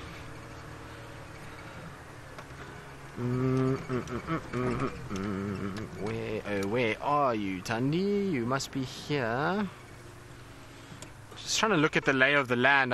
Trying to take some sort of landmarks that I had earlier.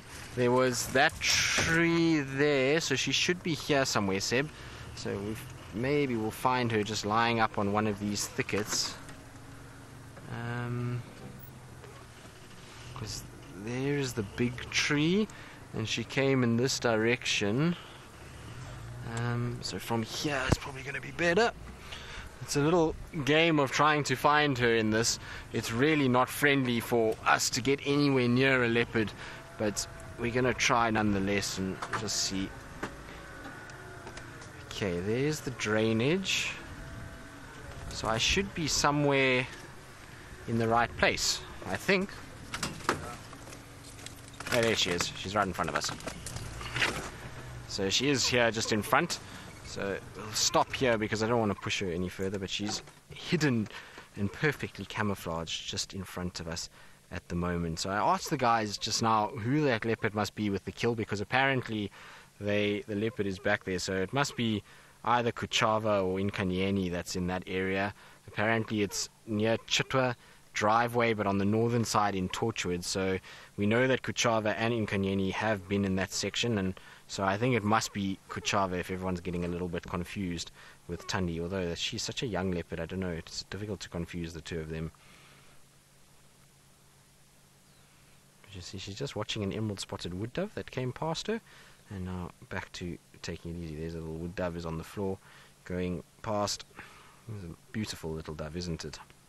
And they've got the most wonderful colours, these emerald spotted wood doves. They, especially when the sun just glints onto them, then you'll find that they get a beautiful sort of green tinge there. You see how just a little bit of a shimmer of green as the light hit. So very pretty. We do also get blue spotted wood doves in South Africa, but not down here in the Sabi Sands. They occur more to our north. These guys are the ones that we get here, and they've also got a very cool call. And I wonder if Tandy's going to wake up as our dove meanders towards it. Dove, be careful, don't go through the bush. You're going to get a nasty surprise on the other side. Although Tandy's in no state to be hunting doves at this stage. She's a sleepy cat and is just taking it very easy and resting. I'm sure she is going to move as that sun starts to dip down. Now, just news on the Nkuhuma Pride and why we haven't been up that way with Tandy sleeping like this. It's because the Nkuhuma Pride has just unfortunately crossed towards Tambuti Dam, just north of Buffelshoek, and the visual is not great at the moment. The cubs apparently have been left on our side, and they've gone to Tambuti Dam for water, and so we're not going to head up there if we can't really see them, and we don't want to go to where the cubs are if they're on their own. So we're going to sit here rather with Tandy and hope for a reuniting of the family with her son Tamba, and hopefully the two of them will come together and we'll be able to see them. But you see, look at how her breathing rate is slowed down as it's gotten cooler this afternoon, so that breathing rate is slowing minute by minute, and she's in a far more relaxed breathing situation.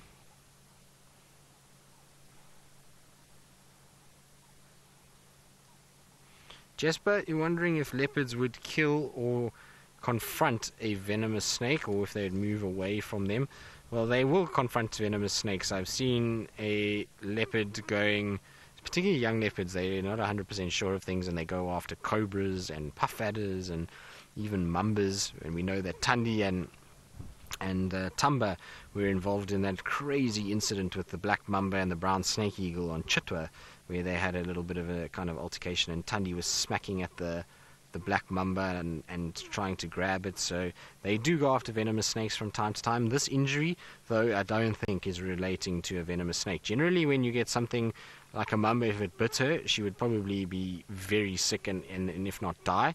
If it was something like a cobra or a puff adder, we would see an area of massive swelling and necrosis of the skin. So it's almost like frostbite that you would see, and you'd see a big swelling area. And I remember that the Ravenscourt female, she had a cub that was bitten by what looked like a puff adder to the chest, and her whole chest swelled and went black, and then she'd passed away after that. So, or he, should I say, passed away after that. So it does happen that they do confront venomous snakes, but in this situation, I don't think it's a venomous snake. Like I say, I'm sure that it's to do with hunting. And I was talking to Aubrey now, and he was saying to me this morning he was watching her hunt this duiker in this area, and the more she ran, the more she started limping. So it's obviously a strain injury. It's something like us pulling a hamstring or something like that. And you know, if you've ever pulled a hamstring, how uncomfortable that can be and how difficult it is to move around, and any time you exert more energy, the worse it feels. And so it'll be a similar case with Tandy and her front leg. She's gonna, the more she uses it, it's going to hurt a little bit, but slowly but surely it will start to heal, and eventually she'll be okay. I don't really have too much worry about her. If she can walk like that in a situation where there's not too much adrenaline pumping, then she'll be okay. As soon as she has a situation where adrenaline's pumping, she'll be able to run and grab food items. So I think she'll be okay, much like Shadow. The two of them both are going to have to try and just deal with the injuries that they've got. But crazy to think that both sisters, I still can't get over it, that they both got injuries at the moment. It's very weird.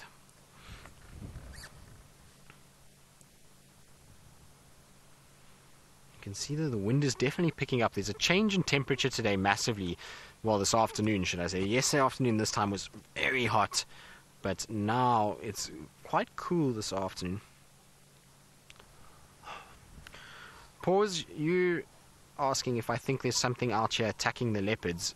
As I've stated twice this afternoon, no, I don't think anything has attacked these individuals. These are injuries that are muscular or bone structure injuries. They are not attacks from another animal. There's nothing that's coming out and eating these leopards or getting into their legs and breaking their legs. It's not the case. This is something that has happened in a natural situation when they run around and, like I say, they put their foot somewhere where they've overexerted themselves, or they've in some way managed to hurt a muscle. It's like us as people. If we run and our foot lands in a slightly awkward way, we can roll over an ankle, or we can tear a hamstring or tear a calf muscle. It's the exact same thing that we're seeing with this individual. Now, there might be a bone structure injury there might be a break or a fracture in the bone as well. Difficult to say. It's not like we can just x-ray these females and know, but there is no physical attack sign on these individuals that something has actually gone after it. So it's not like there's other leopards or lions or hyenas or elephant or any of those individuals, buffalo, that have gone after these. When there's attacks within animals and they go after each other, the signs are generally very clear. There's some sort of puncture wound somewhere. There's some sort of a gaping wound, like what we saw on the lioness yesterday afternoon. That's a sign of an individual that has come into contact with another animal. I highly doubt there's anything attacking them. And as to all the other leopards that have had issues in the last few months and the disappearance of some others, it's just one of those things. It's a time when, after a drought, maybe we've had a situation where some of the leopards are a little bit weaker. There's been a lot of higher density of lion population, higher density of hyena population, and these animals then might unfortunately be running into those. We know that some of them have been killed by lions. Others might be attacked into a leopard dynamic. So we know when Lamula went missing, Anderson was seen chasing him, so it's possible Anderson got hold of him. And then there's others that are just older females that their bodies slowly but surely are breaking down. So in the case of Salaesh, for those of you that missed it, she had a number of problems that were all related to old age. So she had blood in her abdomen, she had an enlarged liver, she had lesions on her lungs, which is very similar or very typical of tuberculosis. The test hasn't come back yet, but could be that. Porcupine quills that are infected under the skin, so a number of different things. It's a hard life out here. And so when they reach 12, 13, 14 years of age, some of those things and the combination of those things can lead to them succumbing to it. So it's not that something's out here, there's not some hidden agenda that's going on. We as people are not poisoning them, hurting them, hunting them, or any of the other things that people have been saying that we do out here and that we're covering up for. There's most definitely none of that. There's no trophy hunting that happens here. These are just individuals that are living a life that is a hard life. These animals get hurt, they get injured. We see impalas limping, we see nyala limping, we see elephants limping. It's all of these animals go for it. And if you had to put a population of people out here in the Sabi Sands and you let them run around for a year, you would find many people with injuries out here that would limp around for a few days and eventually they would come right. It's the exact same thing with these animals. There's no, like I say, thought out plan that's hurting them or anything that's untoward happening. It's just nature and it's life and the way that these animals live. They have a hard life. It's not a princess fairy tale like the Lion King out here. These animals really have it tough and they have to survive every minute of the day, and there are many, many problems that a leopard can have, or a lion, or whatever the animal is.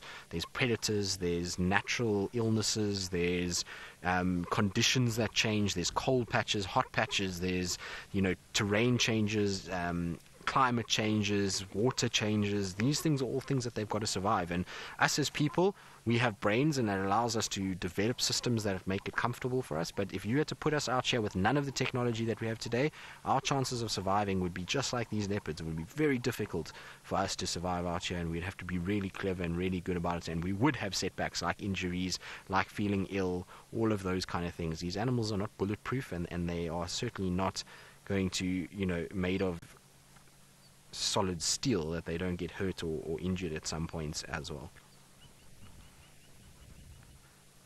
But you can see she's still resting, so hopefully she will at least recuperate, and resting like this is a perfect thing for her to do, and the temperature settling is going to help with that. She'll, just as long as she's got water, and we know Twin Dams is close and there's a lot of prey items around here that she can feed off, and she'll be fine. And it's just going to take a bit of time, and we're going to have to watch her hobble around just like Shadow.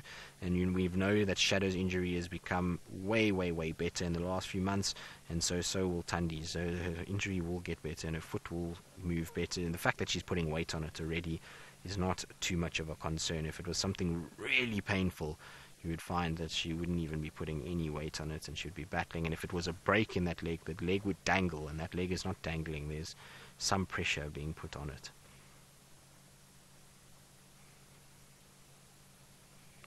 What is incredible, though, is the camouflage of these individuals.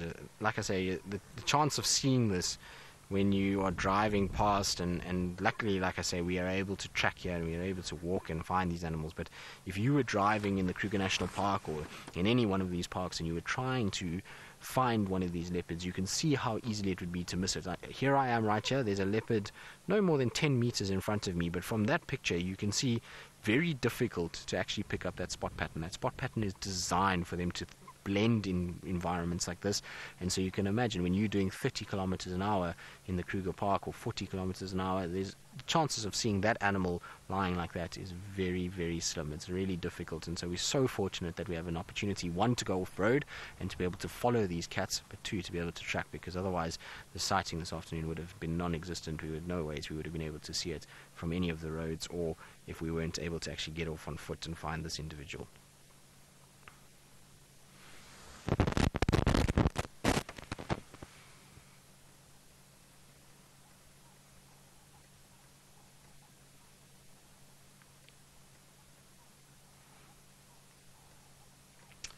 Now, I believe that our Mara counterparts, Brent and Jamie, are battening down the hatches and unfortunately are getting pelted a little bit by rain. So we won't see a bit of them for a while, unfortunately. They're going to try and just keep everything dry and use their new rain covers, which hopefully will work nicely. And will also just interferes with the signal and various other things. The storms in the Mara are quite something. They are really quite epic, and here in the Sabi Sands we do get crazy storms at times, but ours tend to be much later. We normally get them in the night, whereas there they seem to roll in just as the afternoon starts to wear on and we start to get towards sunset, and they get those big storms rolling in. So it's no surprise that there's a bit of picture breakup when those storms come in. I would imagine if we had storms like that here, we'd also have a similar issue, and we have in the past had similar issues with our towers being struck by lightning and breakup in signal with heavy pelting rain, and it's just not good for any of the equipment. So they need to get their covers on and just batten down the hatches, which will be, I'm sure, what they are doing right now. But hopefully their rain covers work. I know they put a lot of time and effort into them, and there was lots of brainstorming from all of the big wigs, so Steph and James and Graham and Peter, and they all put their heads together, and Wiem, who we know is that way inclined in terms of fixing and looking after and designing things, and they all kind of put their heads together as to how to get better rain covers. So hopefully these ones will be winners. But you can see how the wind is disturbing Tandy. The wind blows in gusts, and she can hear what's going on, and she can hear rustles in the leaves, and so that's why she's looking around. It's crazy to think. Imagine if she was here yesterday, how this would have been such a different story with Hosanna and Tamba around. It would have been very interesting to have seen the interaction if she had been there. I think the whole reason we saw what we saw last night is because she wasn't there. If she was there, I don't think she would have let Hosanna get anywhere near Tamba, and you probably found Tamba wouldn't have approached Hosanna the way that he did. It was an amazing sort of display from Tamba as he moved towards Hosanna. I thought that he would be a little bit more scared when he was drinking, but he actually first drank and kind of said to Hosanna, "You can wait there, I'm busy, I'm going to drink first." And then he just walked up to Hosanna as to say, "Who are you and what are you doing here?" "Oh, it's you. Okay, cool." Growl at each other, hiss. "All right, I'm going to leave." And then the two of them, off they went, and that was the end of that by the looks of things. Hopefully neither one of them have got any injuries. The leopard that was in Galago, apparently when the guests got back, jumped out and went down into the drainage near Galago Pan, so that one is around, and maybe on our way home tonight, if Tandy carries on sleeping the way she is, we'll head past there and see if we can't get a glimpse of whichever young male it is. Obviously nobody could give me an ID on it because the staff don't know the leopards, like all of you and like some of us out here, and even we get it wrong, as you can see with the misidentification of Tandy. So it's a bit much to expect them to be able to know which young male has come through the camp.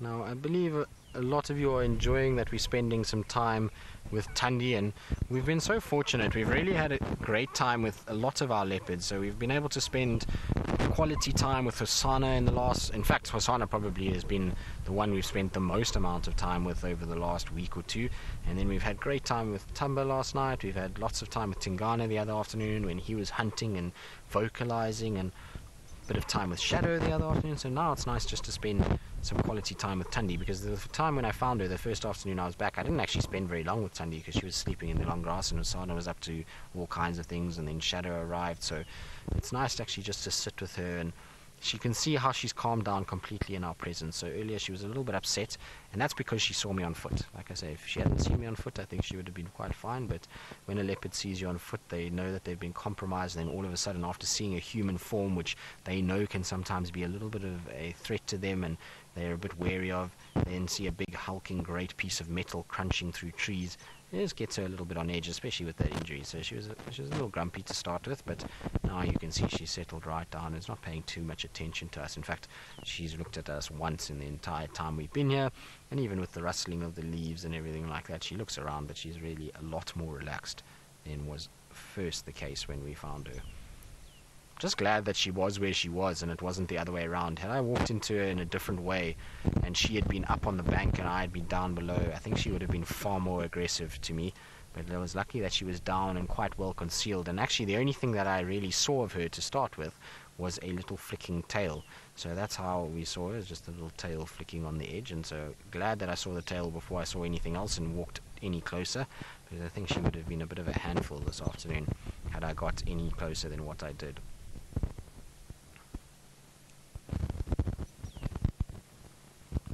ears are turning and listening though. It's amazing the dexterity in those ears and how far they can turn. It's almost a 360-degree sort of turn that they can do, and they can pick up sound behind them, on their sides, in front, and it is a huge part of a cat's armory is to be able to hear as well as they do and hear in the directions that they do. So even though they're looking in front of them, they can pick up if there's anything behind them and pick up if anything might be sneaking towards them. And that's why Tamba and even Hosanna yesterday, straight away they could hear or see, and so it really is a great gift to have ears that can move as much as theirs do. Right, now I believe Jamie is out the storm, has survived, and she has come out the other side with a lion.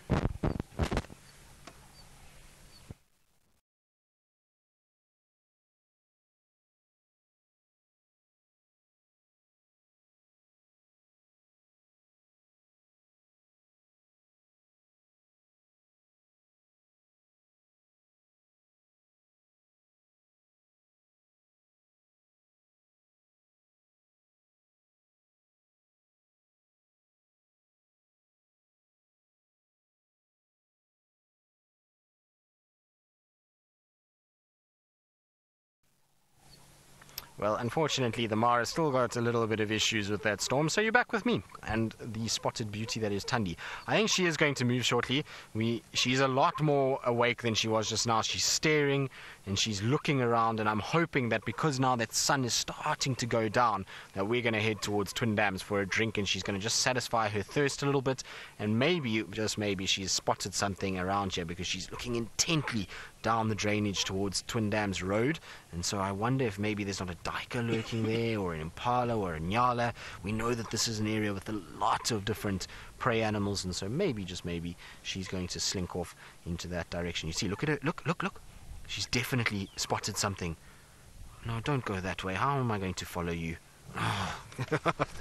Off she goes. I'm going to just try go forward and hope that I can watch her from there and get a better direction as to where she's going, because otherwise I don't quite know how I'm going to follow her. But you can see how they go from sleeping and from them being very relaxed and very chilled into hunting mode in the space of about 2 seconds. Now, Seb, I can't see her. Can you? Oh, there she is. She's on the other side. Okay, we're going to have to try and quickly get across, because otherwise we're going to lose her. So we're going to try and rush to that side. She's going towards the road, so I should get her. She spotted something. She's stopping there. Oh, come on. Come on, car. How am I going to get out of here?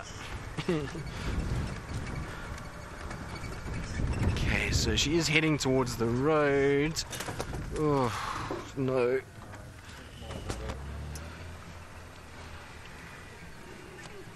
I've got to try and keep up with her, as well as try and get out of this.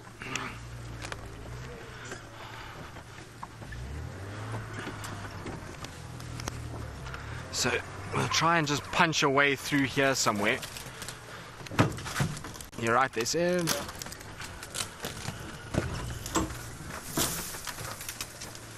Try and avoid being slapped in the face by a guarri bush, because that won't be as pleasant. Watch your head, Seb.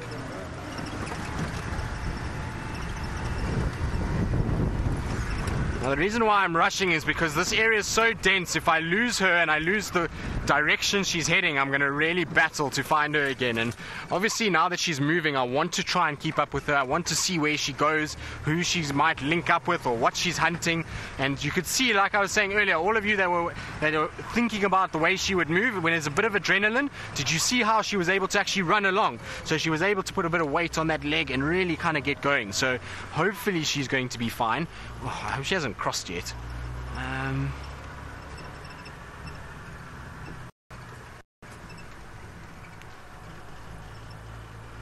So now she should be here in this general vicinity.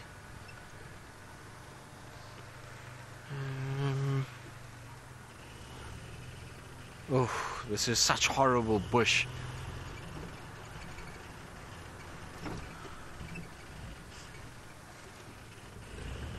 I wonder if I'll see her from around this corner, Seb. Because we were over there, and she was coming up this direction. No, so nothing on this side. She was on the other side of that mound. So Mr. K, you say, come on, Tristan. Well, we're trying. It's just that poor Wendy, I think, is going to start protesting at some point to all of this. And we know the earpieces have protested in mass this last month. So I think Wendy hopefully won't do the same to us. You got it? Ah, there she is. Awesome. Look how beautiful she is. Hello, girl. Look at that camouflage as well. It's a wonderful example of how well they blend. Even though she's right out in the open, she's blending beautifully well. Oh, are you going to lie down there now? So she's going to just sit and lie down. Let's just go a little closer, Seb, so it's going to be a bit easier for you. You don't have to film with all the windy grass, because the windy grass will play with Seb's focus points, and it's not going to be as easy, so I'd rather get just a little bit closer where we can actually see her. There you are. Hello, girl. Don't growl at us, please. There we go, Seb. Is that better? Much better, I think. You can see now we can actually see over the grass. And thank you for coming out and lying out in the open. What did you spot, though, is what I want to know. Maybe there was a little duiker. In fact, remember we saw a duiker sleeping here this afternoon when we came this way. So maybe that's what she saw, and is why we saw her bounding in this direction to try and hunt said duiker. See, the breathing rate is also quickened ever so slightly after that little bit of energy that she's just exerted. Shame, girl. Where did it go? But it is amazing their camouflage, because she was just behind that tree and we drove past her, didn't see her at all. I think she was a little bit further back, but still we drove really within 15 meters and missed her completely. At least this time on the way back we were able to see her, and she was kind of standing out. But if there was ever such a thing as a piercing stare, Shadow and Tandy have it down to a T. When the two of them look at you, there's just this kind of piercingness that goes right to the deepest part of your brain. It's almost like they drill holes through your eyes and into the back of your skull, where they're kind of analyzing exactly who you are and what you're about, and making sure that they take in exactly everything that they need to know about you. So it's quite something when they look at you, especially in real life, when they stare at you. It sometimes can send a little bit of a shiver down, especially when they're growling and not very happy, and you've got nothing between you but some ground and you're on your own 2 feet. It definitely does send a little bit of a cold shiver down the spine. Luckily with Tandy, I've never really had too many issues. How, I'm not quite sure. A number of trackers have had problems with Tandy on foot, but in my time I've walked into her many times and luckily have never really had a problem with her. She's never really been too grumpy. It warns you a little bit with a bit of a growl and a bit of a tail flick, but it's never been too hectic with me. I know there was one tracker in Coral, the one time we came around the corner and at the back of Chitwa Dam, and he was pinned up in a guarri bush, and she was sitting there just growling and hissing and hitting dirt at him and really going absolutely crazy, and he had nowhere to go, so he was in big trouble.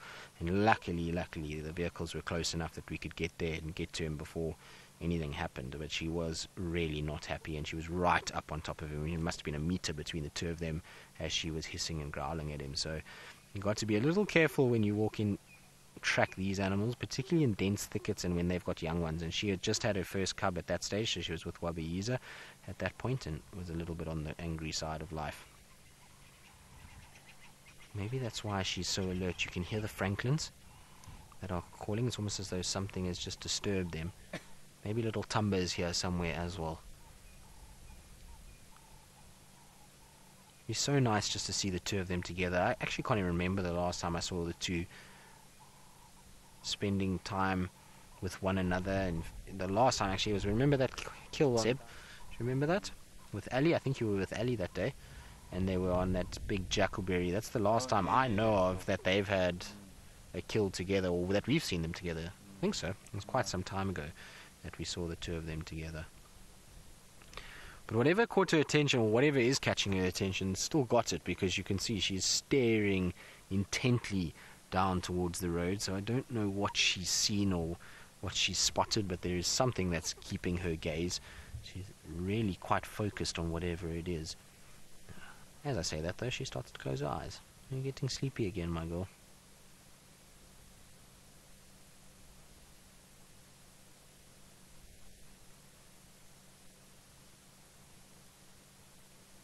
Are you calling?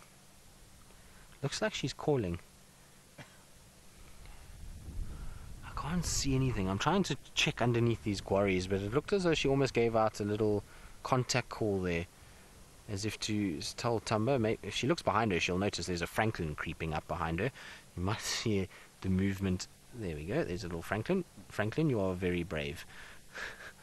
Tangling with Tandy is probably not the best idea. Yes, off you go. That's a better way to head away from her. Hopefully she's going to... If we see her starting to chuff, then we know that she's spotted Tumba or at least another leopard. But it looked like there was a slight little call there. It wasn't much, but there was definitely some sort of noise that emanated from her. There you go. See? Maybe it's the flies going up her nose that are causing her irritation.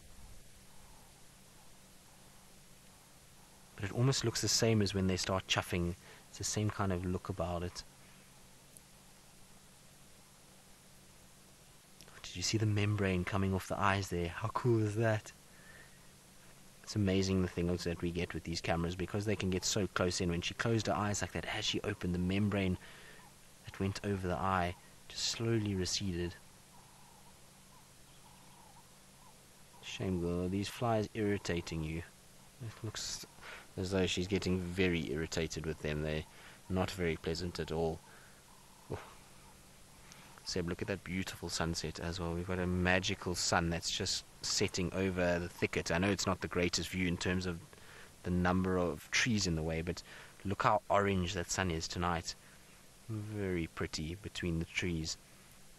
One day I will have a leopard in an open tree now in the winter time with that sunset. I've always wanted it and I never get it right. It always kind of doesn't work. No, not at all. There we go, Megan, welcome back. So Megan was disappeared there for a little second, so it's nice to have her back in my ear. Right, now, I believe that Jamie is sitting in a tent, but not here at Juma, in her own vehicle, so let's go across to her and see what's happening. Not going to work with infrared lights. At all. It's going to bounce the light back.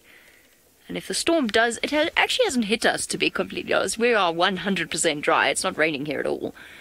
But if it does, which it should soon, then we're just going to have to hunker down and stay here in our little tent, have some coffee, have some tea. Oh, I don't think I packed any tea. Devastated. But we have got our young male lion from this morning. If I look around for my spotlight, I might be able to light him up for a little bit. But then, of course, once he gets up and goes hunting, life's going to be slightly more tricky. So he's probably moved about 100 or so yards, maybe 150 or so yards from where we left him. So this is our comfortable, cozy setup whenever it rains. So if you see something flapping every now and again on the right-hand side, that's the rain cover blowing in the wind. Aha. There we go. Manu would like to show you something interesting that's moving behind the male lion. There's a herd of zebras slowly approaching this direction. Oh, sorry, Manu. Bungee cord. It's like resistance training. Work out my triceps. There we go, staring at the lion. He's realized, the zebra knows that there's a lion there. He's just trying to get a good idea as to what that lion's doing. Is it sleeping? Or is it stalking? Their eyesight's good enough to spot the fact that it's a lion, but not necessarily, make that particular call.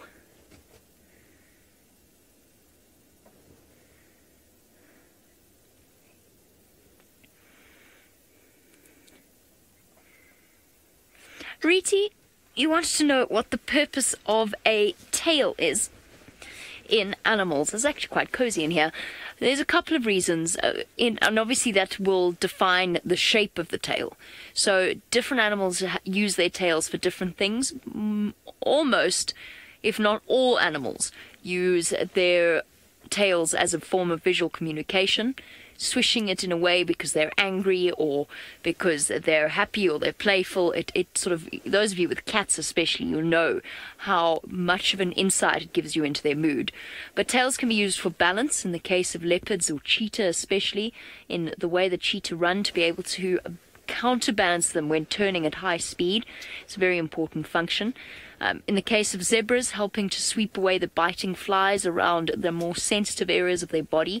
So, for example, underneath the tail is one reason why they might have a tail. Elephants use theirs almost purely for visual communication, but also to swat away flies and maybe some ticks as well. Lions, again, visual communication is important. You'll probably find that they do help with balance, but it's not an absolute necessity.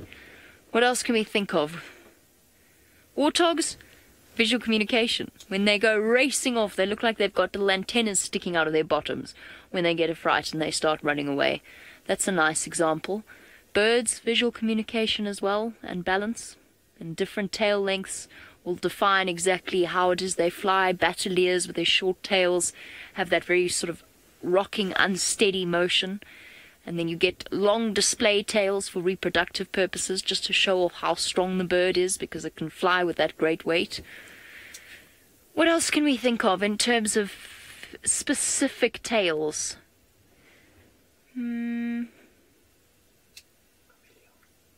Chameleon. Chameleon, says Madhu. And chameleons with their gorgeous little curled tails up like that is a great way of, again, balancing themselves. I wonder if there's any thermoregulation involved in tails. Some animals use their tails as a defense mechanism. They can drop their tails at the drop of a hat, so to speak, like a lizard.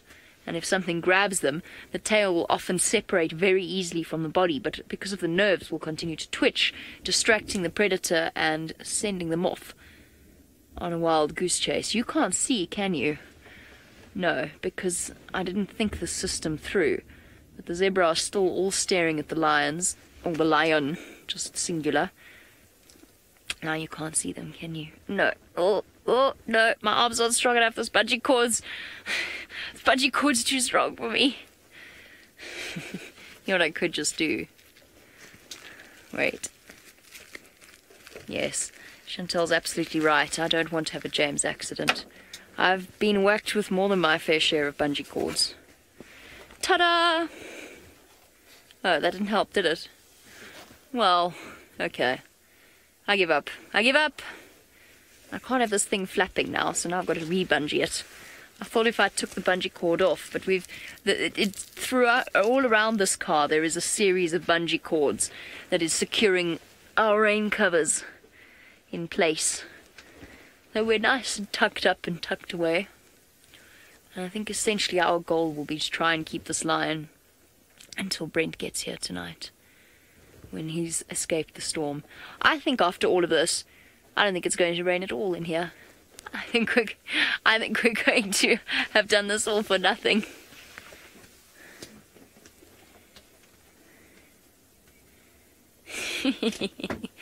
Arbeard, you'd like to know if when we sleep, do we hear the voices of FC in our dreams?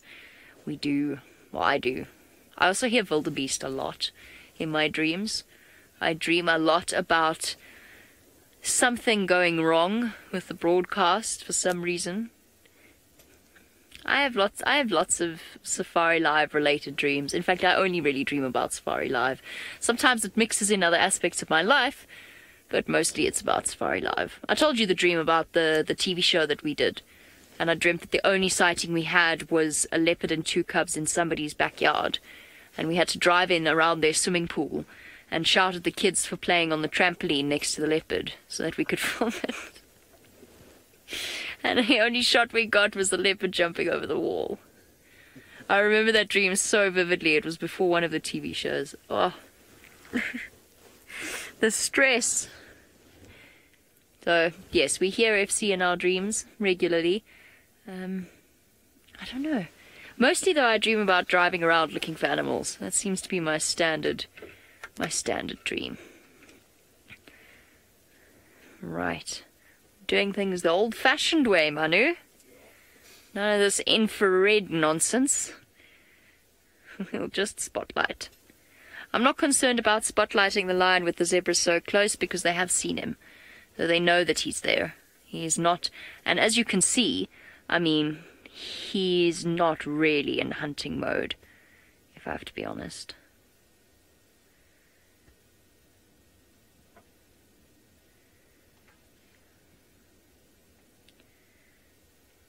Twitching ear.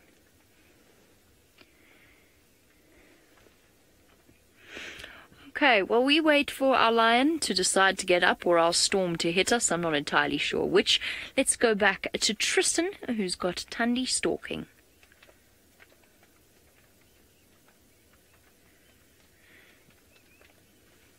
Well, unfortunately,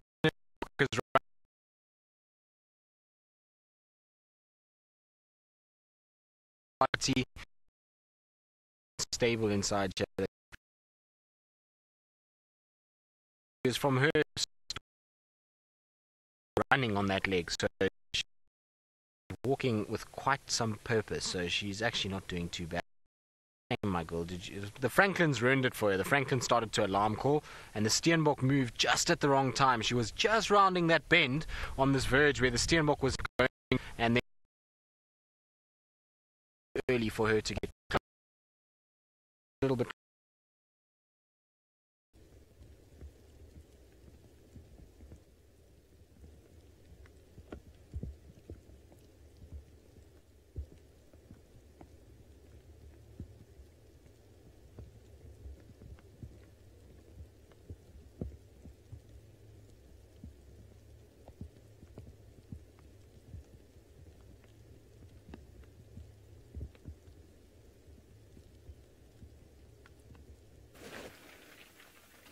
Oh dear, it seems as though, Manu didn't even have those comms. Manu, we're live now. Best crash cut ever. We're just about to have some coffee if you'd like to join us. Okay, so this is the setup that we've got. That's so funny. Manu's face. Manu's face, expression of horror in the back. It was hilarious. Okay, so we're going to have some coffee. It is now raining. Oh, there we go. There's our thermos. Now, Manu's got to operate the camera, which means Manu can't actually get the stuff out of the cooler box, which sits at the back. Manu, how do you feel about that? Do you think you can do it? One-armed. Oh, you're going to pass it to me. Good plan. Good plan. Well done. The rain has now arrived. The lion's still there, by the way. He's completely flat. Oh, got it. So, if you want to know what it entails being out all night, ouch. This is our cooler box. We have sugar. We have apricots. I'm assuming this is coffee, otherwise we're in big trouble. Otherwise we're going to be drinking hot water and sugar. We have a sandwich. We have a roll. We have apple juice. Chocolate-covered digestives. Sultanas, which is a bit random. Oh, and an empty sachet of tea. And some salty cracks. Apple juice and some milk. Now, a couple of days ago, during the long night of the TV show, I'm just keeping an eye on the line, I forgot about these ridiculous milk containers, and I went to open it, but I was squeezing it slightly.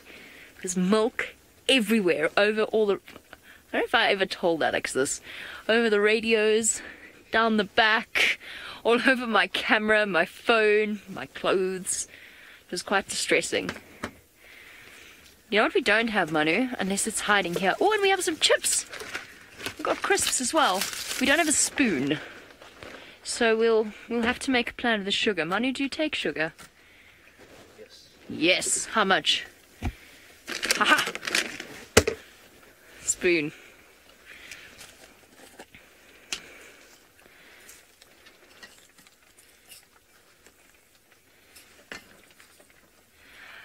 Adele, you wondering while I make our coffee, how much sugar did you say you have? 2. Yes. Sorry, Manu. Adele, you wondering while we've been out all night what's the scariest thing we've had to deal with? Hands down the stampede that I got caught in. I was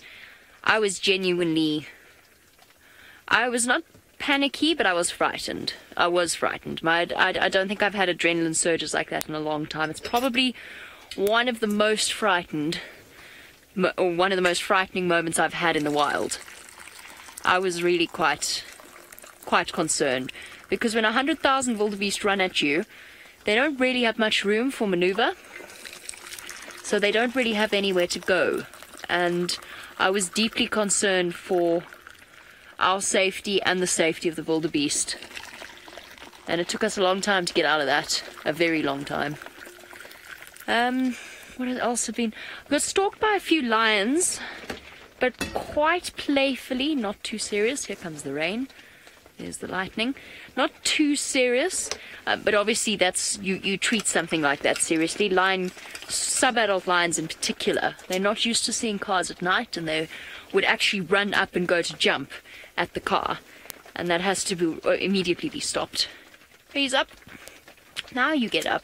It's because we poured coffee, isn't it? And you wanted some.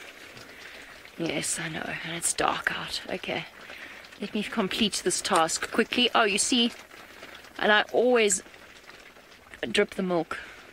Oopsie. So there you go. That is the coffee making hot box process. I'm sure you were all thrilled. I'm sure this was an absolutely enthralling segment. Let's send you now back to Tristan, who might be more entertaining. Well, I don't know, Jamie. You can be quite entertaining when you're making coffee, especially when the milk is spilling all over the place. It sounds like an epic adventure, making your milk and having all your snacks with you as you go through the bush. But Tandy has just settled down now. She was slowly walking towards us, but she's just decided to have a bit of a groom session and get herself back into decent condition after a little bit of walking around. So that's quite nice to see that she's walking fine. Like I said, when there was a bit of adrenaline, there was no problem whatsoever. She was moving with absolute aplomb, which is good. But she's in an area where we spent so much time with Tumba, so I wonder if little Tumba is not somewhere here. This is where he came from last night. He came out of this section and down Twin Dams Road, so maybe that's why she's here. Let's see if she does start contact calling. It will be interesting if she does. I would imagine that she might, in search of her little boy.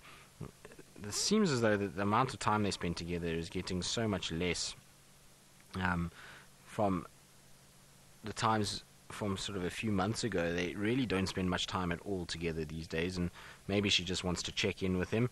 I would have thought she would have been a lot more kind of wary of what's gone on, and maybe picked up the scent of her son and Hosanna, and maybe was a little bit concerned, but it doesn't seem to be the case at all. She hasn't contact called him at once. And that Steenbok, what amazes me about it is that she must have spotted it from that drainage line, then come all the way down into the Mulawati chasing it and to find it. It's really quite an incredible thing that she was seeing it from where she did.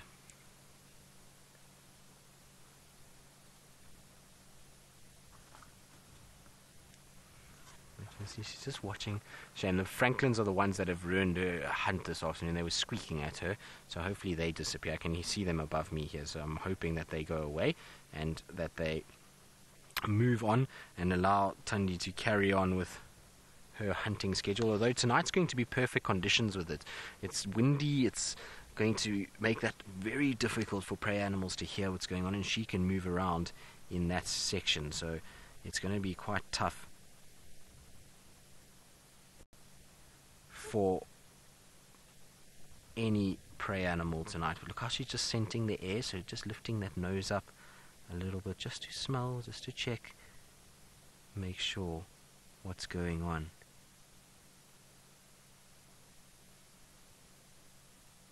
A little look around. It's amazing how many leopard sightings we've had in the Mulawati since the winter months have come.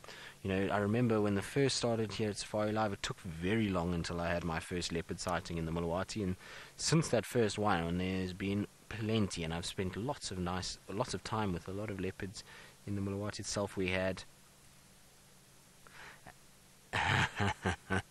I'm sorry, Megan. So Megan's saying, as much as we love the Mulawati for sightings, because it is pretty down here, it drives FC crazy because the signal bounces around all over the show. I'm sorry, Megan. Well, at least you know that in summer months we don't have nearly as many sightings, and so hopefully won't have to worry as much in the summer about what's going on. Hello, Tandy. Now that I've spent a bit of time with her, you can definitely see it's her. Even now, when I think back, as when I first saw her this afternoon, I, in my gut, knew that that wasn't Shadow, but for some reason just said it. But it's definitely her. And the way that she's moved this afternoon and into the Mulawati is typical of Tandy's behavior. And it's what I was saying actually when we first saw her, is that, you know, Elephant Carcass and Twin Dams is a Tandy area. It's a place that she's been moving, and I was quite surprised if it was going to be Shadow in that section. But as it turns out, it is our Tandy cat, which is good news.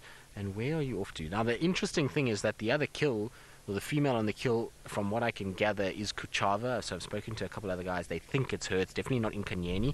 And the kill apparently is visible from Gowrie Main, but she's not up in the tree. So while we're with Tandy, we're going to stay with her. But tomorrow morning, well, maybe tomorrow afternoon, because I'm on bushwalk in the morning, we're going to be going in that direction to see if we can get her in the tree and be able to actually check who it is. Tandy, why are you going that way? We are now changing direction again. We were heading north, now we're heading south. So, or not, we're actually going to go east into a nice dense thicket. Lovely. I'm very excited. So this is where we lost, in this block basically, is where we lost Hosana and Tamba last night. So maybe that's why she's heading in to try and her son and to join up with him.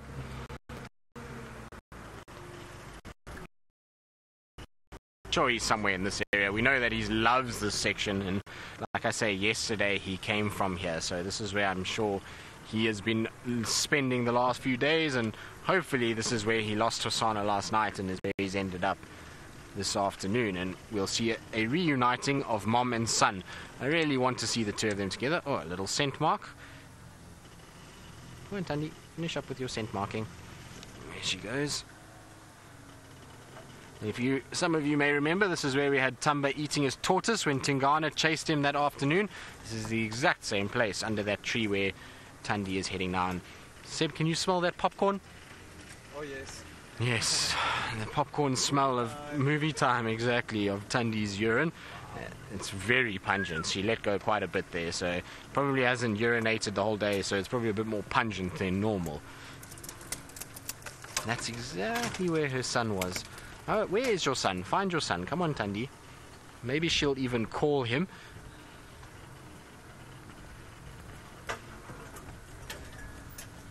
Patricia, you're asking, you wonder how far away they can hear contact calls from. But look how she's looking. It's almost as if she's expecting something to have been here. What's wrong? I would imagine fairly far. It's not as far as we would think, maybe. I mean, I've seen leopards contact call, and it sometimes needs to be within a few hundred meters that they hear themselves. It's a sound that we wouldn't pick up at the same distance for sure, but it's definitely a few hundred meters that they would try and kind of contact call. But she's expecting something here. She walked up to this fallen over tree, and almost as if to say, well, there should be my son, or should be something here, and there isn't. And now she's kind of looking around, and off she goes again. I wonder if this is where Tamba was left yesterday and has since carried on and moved around.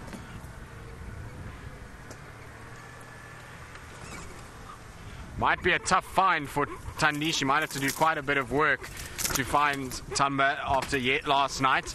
We know that they did move a little bit, so maybe he came from here, headed to Twin Dams to go and drink, and was wanting to come back this way. This way, there we go. So Seb's saying, careful of my earpiece. Yes, Seb, we need to be careful. Otherwise I'm going to be in a lot of trouble if I break the only remaining earpiece that we have.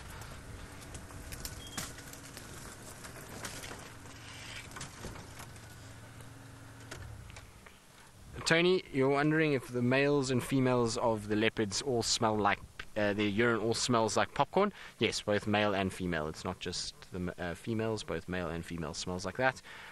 You'll find when you follow Tingana, you get quite regular wafts of popcorn as you follow in behind him. There we go. Let's start getting a bit of light onto the situation. It's starting to get a little on the dark side this evening.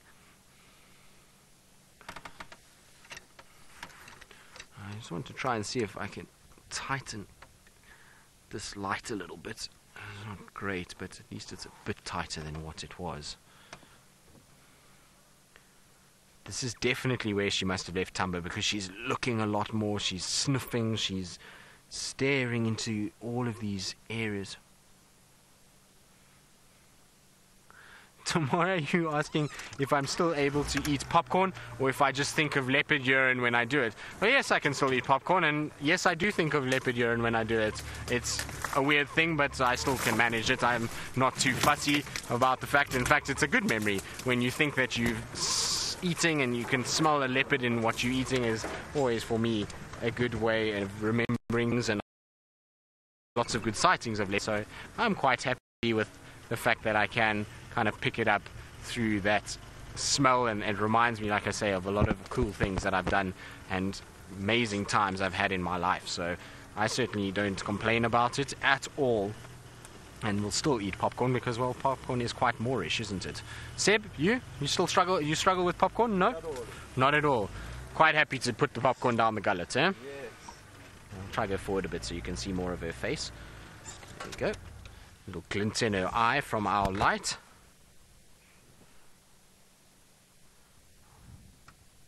Adele, you're asking if any other animal urine has a particular smell. Yes, the genets. The genets smell just like the leopards in terms of they smell very similar in that popcorny smell. I'm just trying to think what else. That's about it, really. The rest don't have any very particular smell, not like the leopard's popcorn smell. Definitely not as pungent as that. Bats have, I suppose, guano that really is quite stinky, and their urine does develop a smell over time, but it's not as pungent as what you see with the leopards. What are you looking for, girl?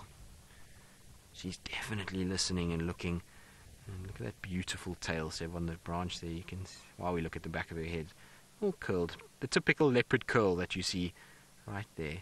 Big fluffy white tip to the tail. They do have the most exquisite tails, do leopards. White with little black spots all over it. It is a wonderful thing to see. And it's so expressive, those tails. They'll tell you a lot about what that animal is thinking. But as yet she hasn't called, which means that she's not in the exact place that she left Tumba, but she might have picked up his scent, and that's why she's been stopping and listening every now and then, but she's not in the exact place. Otherwise we would have heard her contact calling for him.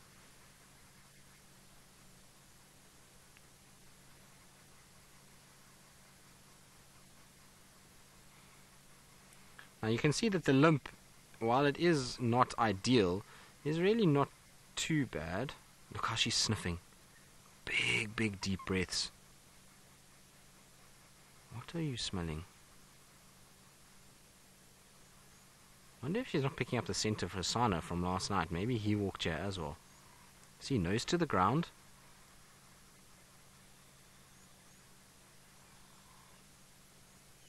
Smelling all over the place. So she's picked up the scent of somebody or something.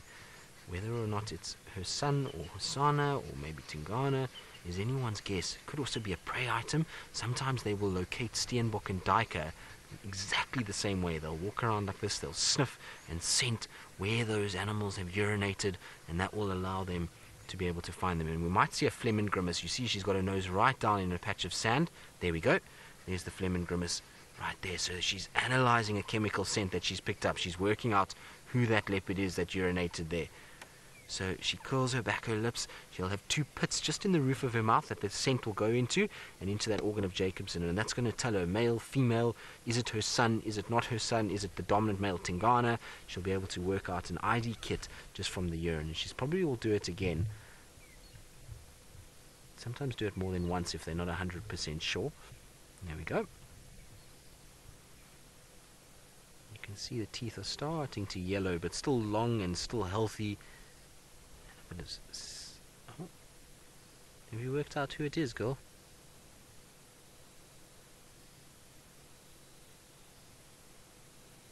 No, not yet. Not quite satisfied yet as to who it is. I would imagine it must be Tumba. Like I said, this is exactly where he came from yesterday. We heard the Nyala barking from here. We radioed one of the other guys, and he stopped here, and he came out from this section onto Twin Dams Road and then south towards Twin Dams itself. So it must be where he was resting yesterday, and that's maybe why she's picking up that scent. But it's amazing how she's using her skill of tracking to actually find her son. which is incredible. So we track them by watching their footprints, but she's tracking her son almost by chemical signature. So she's looking for scent and is trying to find him that way, which is incredible to me, especially if it's urine from yesterday. Imagine how powerful their noses must be to be able to pick up that trace of scent and to find it in this area. It really is a phenomenal thing. Are you going to lie there, girl? So we'll try and get you into a slightly better position. Let's try from the other side. I just want to see, we might be able to get a nice view from actually down the bank a little bit. It might not be, but we'll just try it. If it's not, I'll come back to this area.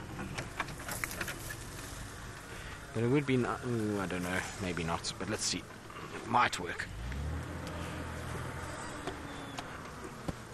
And round the bush we go. Come on, come on. Yeah, there we go. A few little birds alarm calling here and there. I'm sure they've seen, not that appreciative to have her around them at night, even though she won't go after small birds. Here's tracks of a moving southwards. So there's tracks in the sand of another leopard by the looks of things. So I wonder if that's not her tracks. There we go, Seb.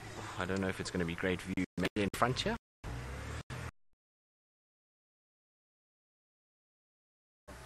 So it's not ideal from I'm hoping we would have a really nice gap and be able to a little bit better.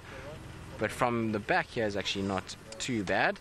So we'll sit here for a little bit longer, and while we do that, let's go back to Jamie Patterson in the Mara as she explores the nocturnal world that is the open plains of Africa.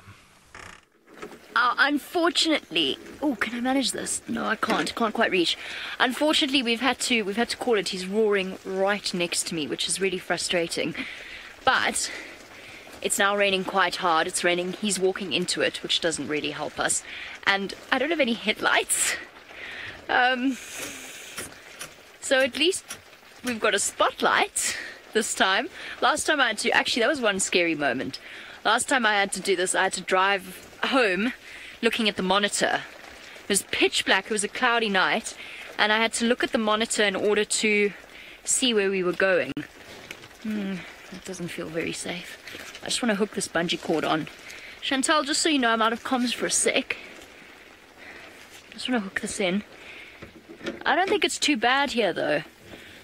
Why won't you hook in there? Why won't you just do it? Well, fine. Be like that. Oh, Manu, we'll just have to abandon that idea. So there we go. You got a really nice inside view into exactly how this whole process really works. I'm going to have to drive back home once the rain's died down a little bit. It's not too bad, but it is pouring back towards home.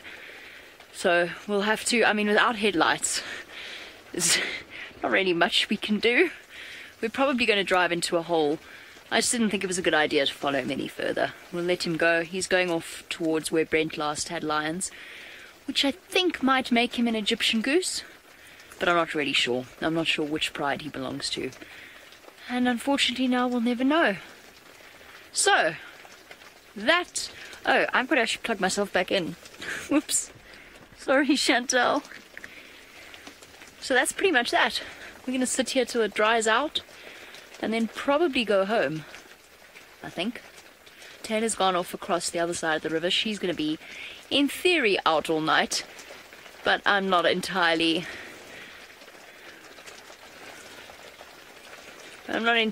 certain what she's going to be feeling on that side of the river. Right, now, Chantal said we could potentially go to a tech loop because Tristan is busy putting on his infrared lights. I feel like Chantal deeply underestimates my ability to talk utter nonsense for a considerable period of time. So what should we talk about? What shall we talk about? We could talk about Manu and the fact that he's been in... Manu's like, yeah, yes we can. Yeah, we can. Manu's been an absolute legend. And since he first arrived, has come on in leaps and bounds. And also has got such an intuitive feel for the animals. And you can really see it with certain people. In the way that Manu films, You could watch from the very beginning, bearing in mind he hasn't worked in wildlife filming before. You haven't, have you? No. Yeah. We watch the way he films and watches the lion's body language or whatever it is that we happen to be looking at. If there's antelope and they all look in one direction, you can see Manu naturally following their body language. So it really is quite truly impressive. Now there you go, you see. Told you I could babble, and that wasn't even nonsense that time. And all that's done is allowed Tristan some time to put his infrared lights on. Off you go to him. I'm sure the view is slightly better.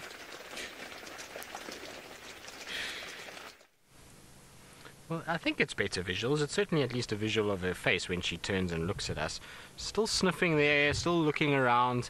Not really made her mind up too much as to what she wants to do, but she's contemplating what's going on. I suppose as much like Jamie and Brent in their tent as they contemplate what they're going to do because of the rain that is falling on their heads. And at least Tandy doesn't have to worry about the rain, because she would be far more miserable if there was rain around. Imagine being injured and being rained upon. Not a happy kitty if that was the case. So luckily she doesn't have to deal with that tonight. Well, hopefully not. Anyway, it doesn't look like there's any rain around. It looks as a clear sky as there could be. Still the flies are out in force though. You can see the ears twitching heavily from the insects that are bugging her. I don't think she's going to be down for long. I'm pretty sure she's going to start walking again. Nose is still going heavily. She's still looking around a lot. Her eyes look a bit freaky though when she looks at us with the IR, doesn't it? It looks as though she's almost... You can see how wide the pupils are. Yeah, there we go. So Seb is saying you can see how wide the pupils are on that cat, and it's amazing. We forget just how big their pupils can get, and it's half of the reason why they can see so well. They're allowing so much light into that eye and are being able to then see incredibly well. They see much like what we would see during the day, so it's almost like daylight for them at night. And so they've sacrificed a lot of their color vision for that purpose, and it's really a gift that they've got, and why they are a lot more active in the darker, dingier times of the day than they would be in the bright, sunny conditions, because the advantage goes heavily in their favor at night with massive pupils like that they're able to see what's going on. Now you might be wondering why we have some sort of light. Well, it's just an infrared light that shines on them, so it's to help the camera see better, but that light she can't pick up and we can't pick it up either. So if I look there, I don't see any light whatsoever. It's just see her in the darkness. In fact, I'm battling to even see her now, and so we don't see any light at all, but the camera is able to pick it up, and it doesn't affect the animals. That's what it would look like. There we go. So that's what it looks like without the infrared, for those of you that are wondering. And it's really changed the way that we're able to film wildlife, not only here in the Sabi Sands but in the Mara, because we're able to now spend time with animals and not affect them in any way. So earlier I was talking about that we couldn't really go to the lions in the dark, but now with those lion cubs in the infrared, we can actually see them in the dark, because we're able to use these infrared lights and be able to see them. So there we go, that's the difference, and you can see how much cleaner an image it is, and that's not affecting this cat in any way. So if she was hunting, or if there was some sort of sensitive sighting here, we wouldn't have to worry in the slightest, because of the fact that she can't pick it up and no other animals can, and we can sit in complete darkness and just enjoy the beauty of these animals around us. It is a phenomenal thing, and the technology is absolutely astounding. I do apologize about the one blade of grass that's in front of her face. Unfortunately, there's not much I can do about it. There's one small gap to see her face, otherwise we would have been looking at her bum. So at least we can still see how beautiful she is, and see that little nose and the eyes, and at least look at those pupils rather than the back of her head. Are you going to get going now, girl?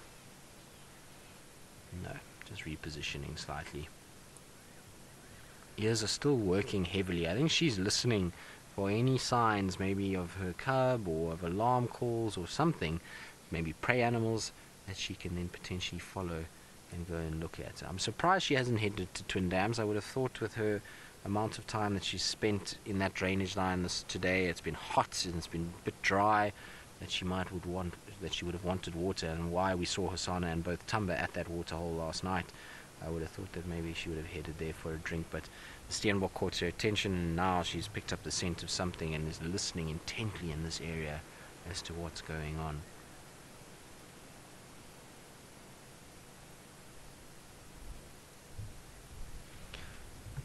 Amy, who's 8 years old. Hello, Amy, and thank you for watching this afternoon. You say you really hope that she finds Tumba. Well, Amy, I think Seb in the back here probably hopes just as much as you do, because Yes, I do. Seb has been saying to me the whole afternoon that he hopes the two of them join together. So, and also I do. I really love spending time with Tumba. He's such a beautiful cat. And last night, as much as it was nice to see him, we didn't really get to spend too much quality time with him because we were so focused on what was going on that it was difficult just to take in him and take in his sort of aura and the way that he is. And it was a bit of a tough one, but anyway, it's okay. We did see him yesterday, but I do hope that they do join. I would also just love to see the two of them together and just see how the interaction is between them, because I know that they're spending so much time apart these days. I wonder if it's going to be a little bit more aggressive or if it's still going to be quite loving and there's going to be a lot of bonding that takes place when they first reunite. It's a sort of scenario that I've been wanting to look at and wanting to see for quite some time, because I don't quite know what's happening with Tandy and whether or not this is now her leaving Tumba and moving on to a new area and kind of sort of branching out and going into estrus's and starting to mate again. I'm not 100% sure, so it would be nice just to see that interaction and see whether it's aggressive towards him and is pushing him away, or if it's more of a loving cub-mother interaction that we would be used to between the two of them. What I can tell you though is she's not pregnant, so that mating that she had with Tingana, if she was pregnant, we would have seen a sign of it by now. There's that stomach is quite gaunt and thin, and there's not really any sign of milk being produced in the udders, so, well, not udders, but in her teats, but so I definitely don't think she's pregnant. And so the mating with Tingana was, I don't think, a proper estrus. I think it was a false estrus for her to protect Tumba in this new section that they ventured into. So it's just that Tumba knows that that's still his cub, that this is a female that he does know, and that they still fall under his protection here in the Milwaukee, where they didn't spend any time previously. It's really going to be much better for both of them concerned. So that's why I think they've done that.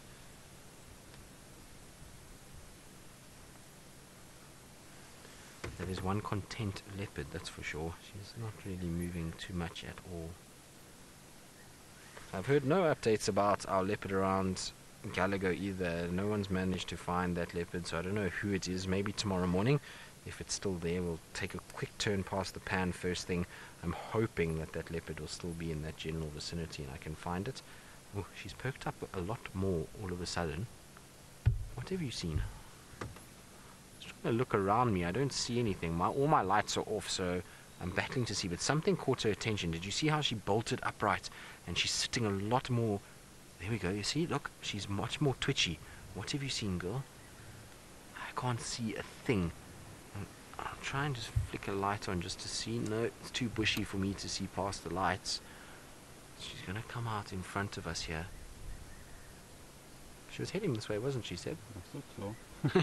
You thought so? Me too, don't worry. I'm sure she's going to come out. I'm just going to go forward slightly.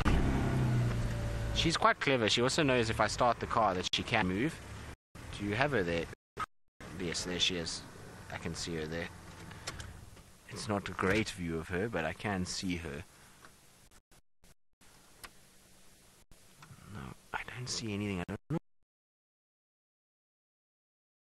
I can't see a thing. I don't know if maybe there's a little duiker somewhere close to me, or maybe she's seen another steenbok. Remember, steenbok are often in pairs, and so if there was one here, maybe there's another, but she's definitely seen something. She's gone into stalk mode now, and she's watching and looking and scanning and checking and making sure and calculating where she's going to move. And from there, she's still very hidden, and it's dense and thick, and it's the perfect place. Once she comes out into the a bit more problem, because it's more open, and even in this light you could make out a shape in the middle.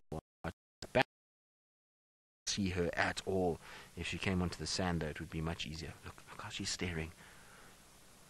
I don't know what she's watching at the moment, but she's definitely intrigued in something.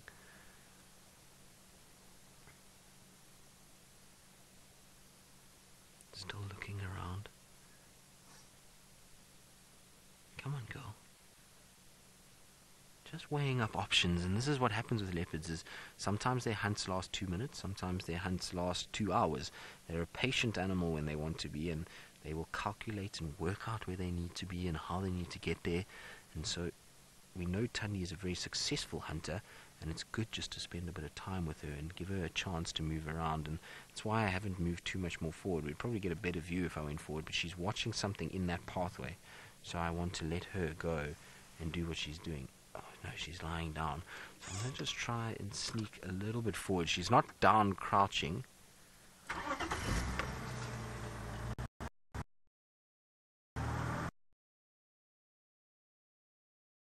Rena, you said looks like she's hiding from it a little bit. Well, it's quite amazing actually, Lorena. It could be that she is. Remember, she's a camouflage, anything but camouflaging. She's looking quite regal on top there, and her eyes look a bit scary, don't they?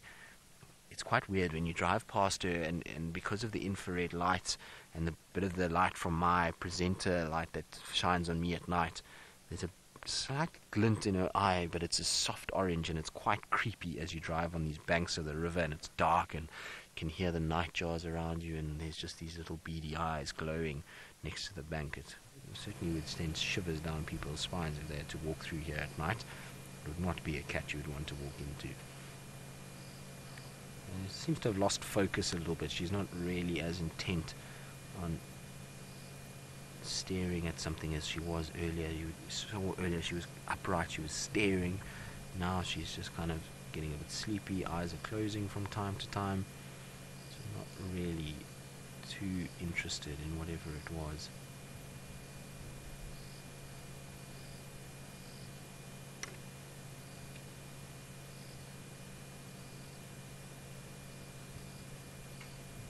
Jester, you're asking, do I think Tingana would be more likely to share a kill with one of these ladies when they are injured like this?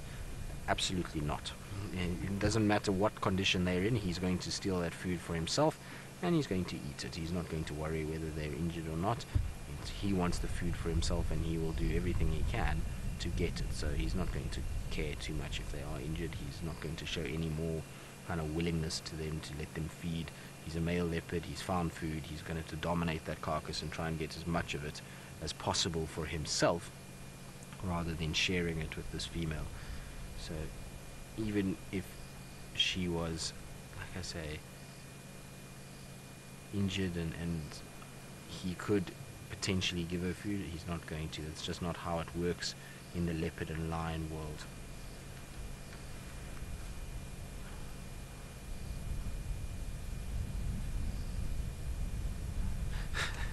Dingo, you say you think Tingana couldn't care less about sharing with anybody? Well, yes, I think he's a bit of a glutton, and is probably exactly how he thinks. He's another cat, that one. He always seems to be around when somebody else has got food. I feel sorry for poor Villa. Every time he gets a nice carcass, Tingana seems to be somewhere close, and he ends up taking it for himself. So he's one of those that will often go and find his own food, but then will also readily steal from others, and I don't think he cares when he does. But isn't that beautiful?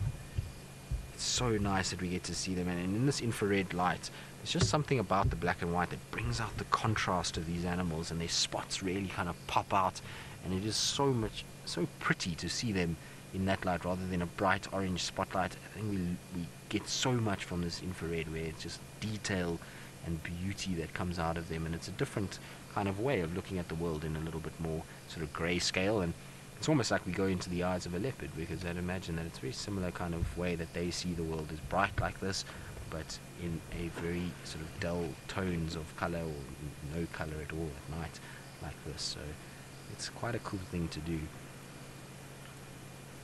But she's definitely still listening out. Little Tandy, are you looking for your boy? I don't know if she is. I think she's more on hunting mode than anything else. She's looking for opportunities to find food. So what I think is in between that is just resting that paw. You'll find that when they limp, they do exert a little bit more energy than normal. They're going to drag their body around a little bit, but you can see not a single wound anywhere on that front leg. So it's the front left, but there's no visible signs of anything. I was watching her walk earlier. There's no damage to the underside of the paw. So it's just internally, I think it's more a muscular strain that she's dealing with than anything else. The fact that she was running after that steenbok tends to suggest she'll be just fine. Let's see the odd moth that's flying around in the background too. Shame, Tandy. Are you getting sleepy now, girl? Right, what I think we're going to do is probably sit with her for a little bit longer, but I don't think she's going to move much more than what it is now, and I wanted to quickly take a turn past Twin Dams while we're still on air in case Tumba was sitting there. What have you seen now? So of course she's heard that I'm saying I'm going to leave, and she's now spotted what she's looking for. What is it? What have you seen? Look at how she's poised now. There she goes. Look at how she's getting into position. So there you go. You can see she's still able to run. What have you seen, my girl? She's definitely spotted something. I don't want to move just yet until I can see what she's spotted, because I don't want to ruin it for her. Yeah. There we go. There's the duiker. So there's a duiker right in front of us. Oh no, the duiker's probably seen me and is just a bit wary of what's going on in the darkness, but hasn't seen Tandy. So we're going to just keep filming on the duiker, because Tandy's just on my left-hand side. Maybe she'll come bounding out of that thicket. You see, she's on that side of the drainage, and she's going to have her work cut out. Hopefully that duiker is going to walk around straight towards Tandy, and that's why Tandy ran off southwards, to try and get into a position there, that the duiker will walk straight towards her.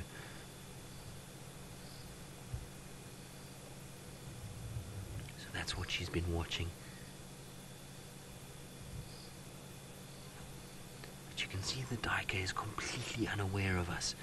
It doesn't know that we, well, unaware of her. It knows that there was us, and it kind of watched us for a second, but it doesn't know anything about Tandy, and I wouldn't be surprised if she comes out the bush behind it at some point. There's still no view of her yet. She's somewhere behind this tree here. Now, I believe a lot of you are excited, and I'm keeping my voice down because I don't really want to scare the duiker away. I want the duiker to settle, and for Tandy to have the best chance, as well as the duiker to have the best chance. And if I'm making lots of noise, it's difficult for either one of them to hear over and above that. So just keeping our voices nice and low. You don't really see much at the moment. I can't see the duiker or Tandy.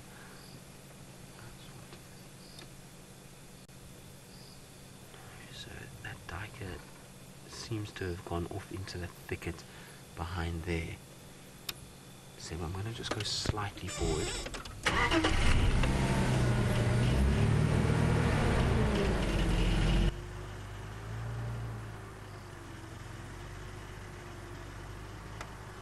See, we should be, there we go, I can see the duiker's eye shine in front of me, and Tandy hopefully should be somewhere on this side here.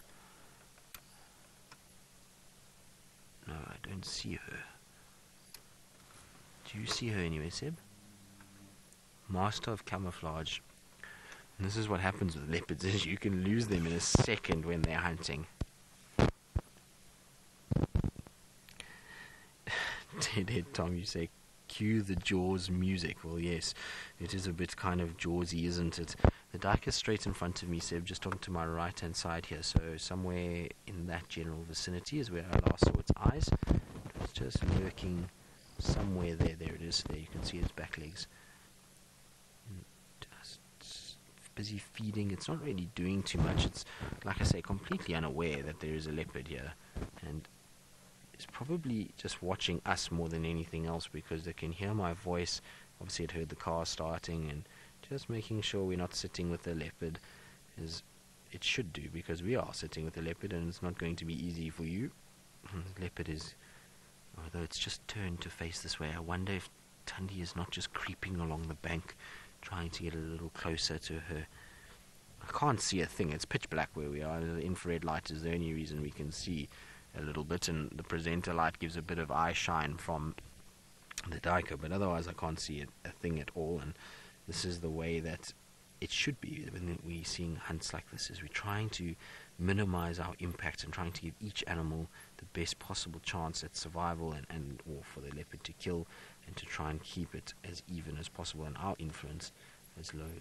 Now if I used a spotlight, either I could show the leopard or I could blind the duiker a little bit, and both of those are not right, and this is why the infrared has also become such a big part of what we do. Is it allows us to film these special moments where we see leopards going into hunting mode, or lions in the Mara, or whatever the case may be, and we can actually follow the action for much longer periods of time.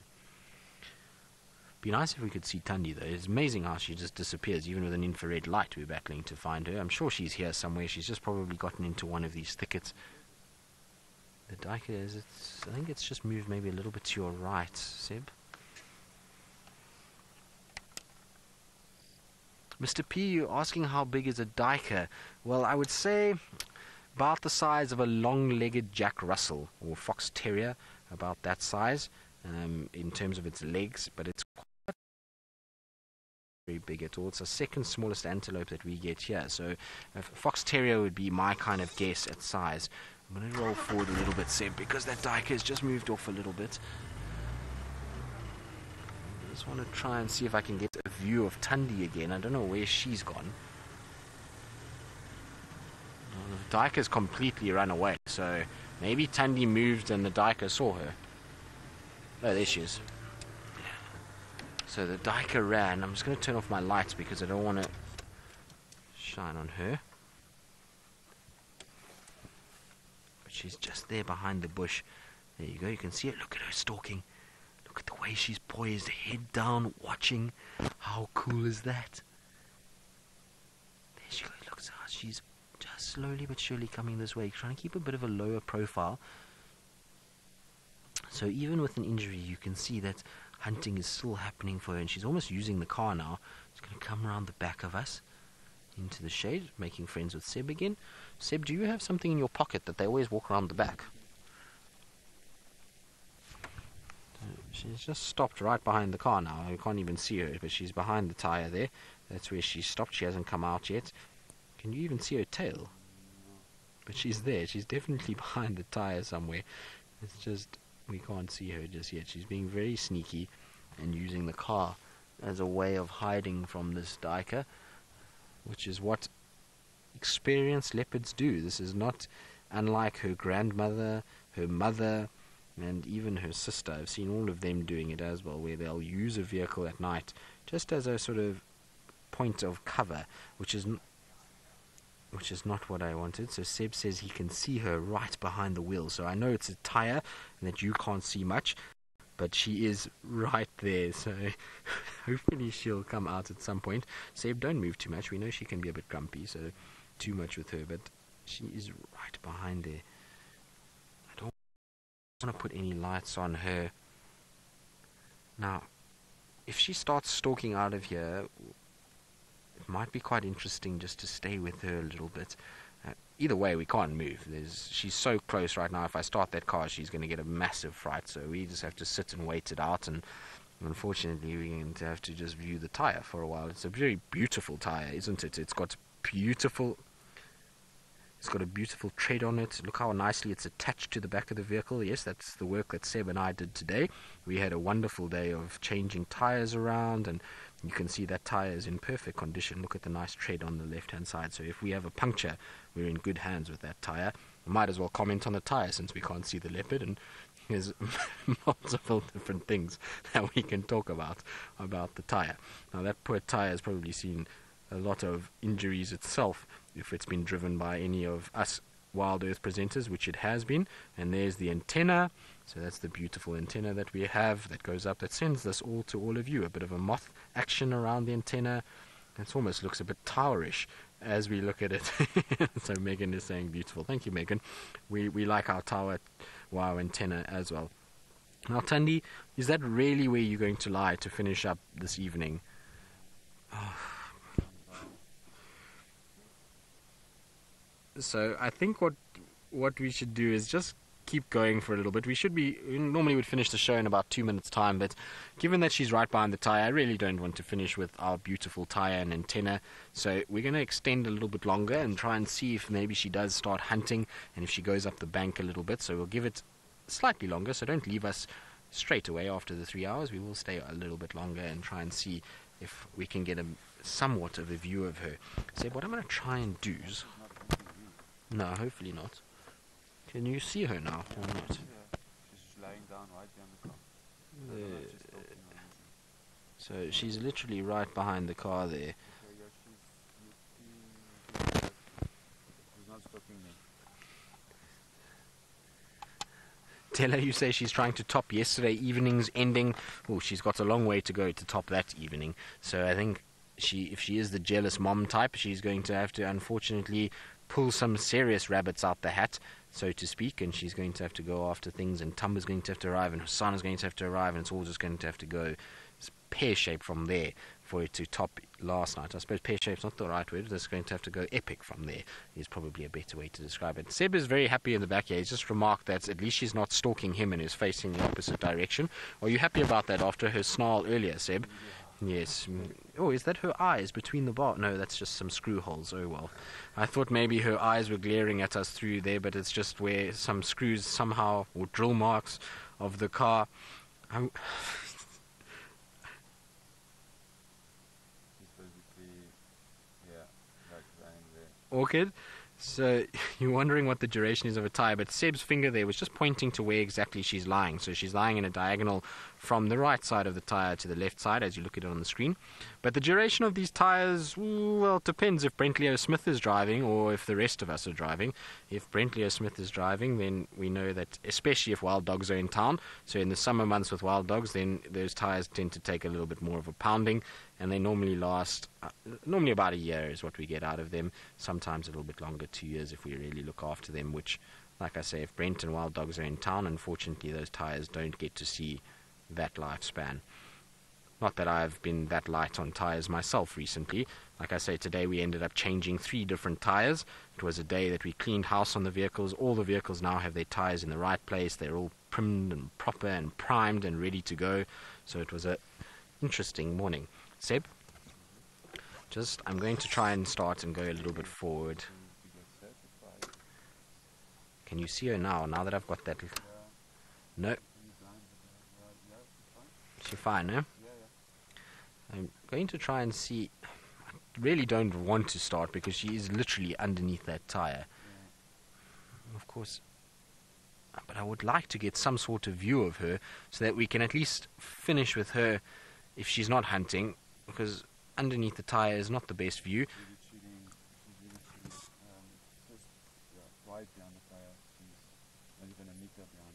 Okay, let's try. Okay, we're going to try go forward. Apparently Seb says she's moved. It's fantastic news for me because it means that... So there she is. You can see how close she was behind us. Oh, Tandy, really?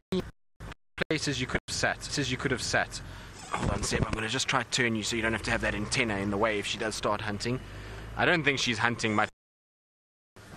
The way that she's sitting quite upright. Come on, Wendy, turn for me. Turn. Alright, there we go, Seb. That should be a bit better for you. I'm not going to be able to see too much, but just keep me updated if you can see her a little bit better. So it's going to be a bit dark while the infrared light comes on, but you can see how close she was to where we were parked. Pretty much right under the car. And it's amazing, isn't it incredible that that cat has not even flinched with us moving. It really is quite incredible that she hasn't even worried. Look at how she's kind of buried her legs in the sand, and that was... There was that where our tire was, so you can see how close she was. She was literally underneath the car. You can actually see where we started. There's a little line in the sand there where she was lying. It must be quite comfy. It looks like her belly is in a little gap there. She's got her feet dug in. Is that nice, girl? Or maybe it's a little bit cooler on her tummy in that sand. But she's not really hunting, so what we're going to do is probably, unfortunately, finish up here. It's been a wonderful afternoon once again. We've had such a beautiful time with Tandy, and she hasn't done anything spectacular, but spending time with her and spending the whole afternoon with her has been wonderful. It's cost us an earpiece, which is absolutely fine. Like I say, I will gladly buy a box of 100 earpieces if I get to spend time with leopards every single day. And in fact, actually, we've just had the most wonderful day here on Djuma, from the little Inkahumo lion cubs this morning to Tandy this afternoon, and hopefully tomorrow it will continue. Our luck has been absolutely phenomenal the last few weeks, and we've really been spoiled with spotty surprises. But it is that time of the day where we need to start saying goodbye, and we need to start heading back to home to go and refuel and eat. And so from Sebastian and myself and Jamie and Brent in the Mara, it's been a pleasure, and we'll see you on the Sunrise Safari.